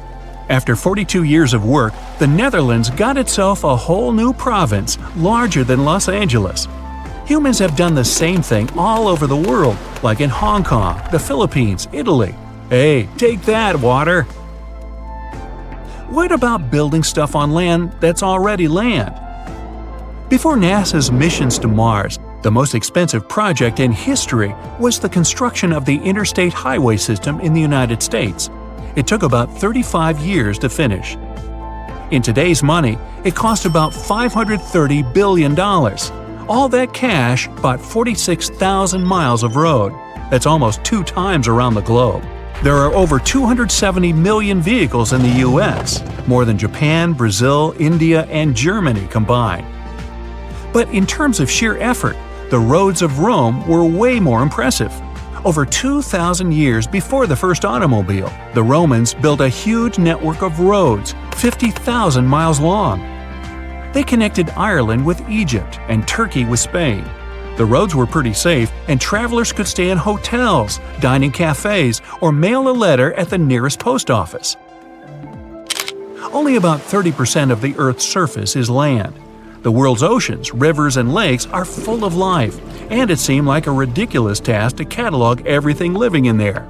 But 2,700 scientists from 80 countries decided to team up to do it. The cost? $650 million. Those scientists spent 10 years searching for old and new species. It was one of the biggest science projects ever attempted. They even discovered about 6,000 new species of fish, squid, and algae. The Great Wall of China is huge. 13,000 miles of walls, natural barriers, and trenches. That's about 2 times the distance from Alaska to Australia. They built it over a period of 2,000 years, with no trucks, bulldozers, electricity. Just raw people power. Modern China's not exactly dropping the ball. In 2 years, China used more concrete for construction than the US ever did. I mean ever. Roads, cities, airports, everything there is huge. The Three Gorges Dam is definitely the new Great Wall of China. Over 7,600 feet long and 600 feet high. You're looking at 3 times more concrete and steel than the Hoover Dam. It's the largest concrete structure in the world and cost about $37 billion. More than 1 million people had to pack up and move to make way for it. Switzerland has the longest and deepest railway tunnel on the planet. Under the snowy Alps, builders dug 35 miles of tunnels. Every day, 200 freight and passenger trains pass through it. The amount of rock they took out to make the tunnel is about the same as 5 Great Pyramids. The whole thing cost about $12 billion. Egypt's one of the oldest nations on the planet, but now they're building one of the newest cities. It's going to be about the size of Singapore and filled with 6 million lucky people. There's going to be apartments, government buildings, entertainment, even an opera house. Oh, and a park that'll make Central Park look like someone's backyard. When it's finished, it'll be Egypt's new capital. So why bother? Well, by 2050, Cairo's going to have about 40 million people in it. Looks like they'll need more than one new city. The first flights to the moon cost about $280 billion in today's money. But SpaceX isn't letting price get in its way. The company plans to build a colony on Mars with a population of 1 million by 2050. They claim that once the program starts, you'll be able to buy a ticket to Mars for as little as $100,000. But the biggest science project ever is definitely the International Space Station. It weighs as much as 2 Boeing 747s and zooms through space at the speed of 17,500 miles per hour. That pencils out to be 5 miles per second. The station orbits the Earth 16 times per day, and it doesn't come cheap. Luckily, a whole bunch of countries share the bill, but it's definitely the most expensive room service anywhere in the galaxy. It costs $10,000 to deliver a bottle of water from Earth to the space station. Hey, at that price, I think it's important to ask, sparkling or still? Everyone was in awe when they saw the Tesla bot up and dancing on stage. The concept of the robot is to help out humans with everyday boring tasks, like buying groceries, cleaning your house, and mowing the lawn. It can also take on some challenging tasks, like fixing your car or preparing a meal. But on the flip side, you won't see it doing all the routine tasks all the time, since it's aware of what it's doing. Tesla cars have some of the best software in the world, with incredible AI technology for navigating and self-driving. Besides their fancy look, they don't emit toxic chemicals like regular cars. They're extremely fast and can connect to your phone and help you out with many tasks while you're on the road. They build the cars using state-of-the-art technology, and they're very durable. But Tesla is more than a car company. Technically, it's also a software company. The self-driving mechanism takes data from the real world in real time and uploads it to their servers. So when many Tesla cars are on the road, they're constantly updating the maps and intelligence for any Tesla out there to pick up this new info and deploy it while self-driving. So if your Tesla is on self-driving mode and you run over a pothole, it'll save that incident for other Tesla users to warn them about it. The AI is good enough to follow routes and navigate through traffic. It can even sense pedestrians on the sidewalk, or if they're crossing the road without looking. It can also avoid certain obstacles around and park itself in tight spaces by analyzing its surroundings. So the whole system relies on humans to constantly update it for the AI to grasp what's going on. This is how the Tesla bot will also operate. It will do daily tasks and learn from certain mistakes it might make. The robot is equipped with many cameras and sensors to balance itself out while standing on its 2 feet. Tesla cars are basically just supercomputers on wheels. You could even consider them to be a robot manufacturing company before the announcement of the Tesla bot. It's almost 6 feet tall, weighs 125 pounds, and has a screen as a face. Anyone can easily outrun it since it can only move at 5 miles per hour. It can carry no more than 45 pounds, but it can deadlift around 150 pounds. So it can easily carry something like a couch without breaking its back. And since the AI relies on learning, it'll undoubtedly be exceptional at doing small tasks that don't require much to get the hang of them. It'll observe what items to take and place in a shopping cart while grocery shopping. It'll probably know what brand of milk you like specifically and pack the good fruit and veggies. It may even conduct purchases and know how much to spend on a certain budget. And for house chores, it can probably learn how to do the dishes and tidy up without breaking something or even misplacing some of your things. If you own a Tesla car, then no doubt, the bot will be in the same software ecosystem as all Tesla products. You can get updates from your car using your bot as a personal secretary. Some countries already adopted AI operating systems to handle day-to-day phone calls from people. You can pick up the phone and have a full conversation with an AI agent, capable of helping you solve any issues you have. They can handle thousands of callers without anyone having to wait for hours to be connected to a human agent. They also learn from every single call and compile it into a proper script for them to communicate and help everyone out. Chatbots are just as useful in collecting data from people to help them with their needs. So the Tesla bot can learn what bothers you or what makes you happy or sad. You might be able to have a morning conversation with it like talking to a real person. And based on the AI learning systems, it can adapt certain gestures and movements similar to stuff humans do without realizing. Any investor hearing this would take out their wallet and throw so much money trying to make this reality. But there's plenty of loopholes in a humanoid learning robot. They can pose a threat to cybersecurity, since they can have access to all your personalized data and codes for your bank accounts or other important and delicate things. Some cyber criminals might want to modify the bot in a certain way to make it go faster or lift heavier objects. Giving the robot such strength might backfire and cause harm to anyone nearby. Even if the intention is good, the robot might respond in a different way, which will cause many scandals. Since much of Tesla's software relies on human behavior and the environment, fiddling with a robot to your personal needs can spell disaster. Elon Musk himself pictures humans merging with robots in the future, carving a path for our evolutionary descendants. In such a human-robot world, technology will be like the air we breathe. These bots could be the first ones to colonize Mars. After perfecting the bots to respond to humans and even make decisions, these robots can go on non-human expeditions and possibly be the first to land on other planets. SpaceX, which is another company founded by Musk, has been focused on bringing humans to the moon and then from there, sending them to the Red Planet. These bots can land on the moon without risking the lives of any human, and they'll already have the capability of handling themselves and get straight to work. Some bots could be specialized for certain tasks, like flying the rocket, engineering, or studying the ecosystem on Mars as scientists. Humans already had robot explorers roaming the surface and taking amazing images. But these robots can possibly do more and mimic what it's like for a human to walk on the surface of Mars before anyone lands there. They can record the sensations and send them back to Earth for us to observe and prepare for when humans arrive. They'll begin the construction of buildings for humans to live in and create an ecosystem. And by the time the construction is complete, humans would already be on the way to Mars to start a new life. The bots can walk in the open air and be the physical labor needed to build the foundations. These robots can even take control of imported machinery to excavate the ground. Proper vehicles designed for Mars can do things quicker than what we have at the moment. Technology will be so advanced by then that it may even seem like you're living on Earth. In an assembly line at a factory, the robots themselves aren't designed in human forms to operate the machines and assemble the pieces together.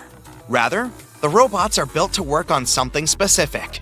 It wouldn't make sense to build a humanoid robot to drive a car and call it a self-driving car. They built the Tesla cars we know today. Same as having a humanoid robot operate the machines in a factory. The robot arms in the factories can do it perfectly. So the robots that would land on Mars will most likely be designed for certain tasks. A robot that's good at excavating will probably have a bulldozer appeal, but on different scales. Just like the robots that can fly to Mars will be specifically designed for flying. Tesla created a lot of buzz with the announcement of the bot. Even if nothing happens in the future, people are already talking about them and sharing articles and videos of that robot dancing. That's it for today. So hey, if you pacified your curiosity, then give the video a like and share it with your friends. Or if you want more, just click on these videos and stay on the bright side.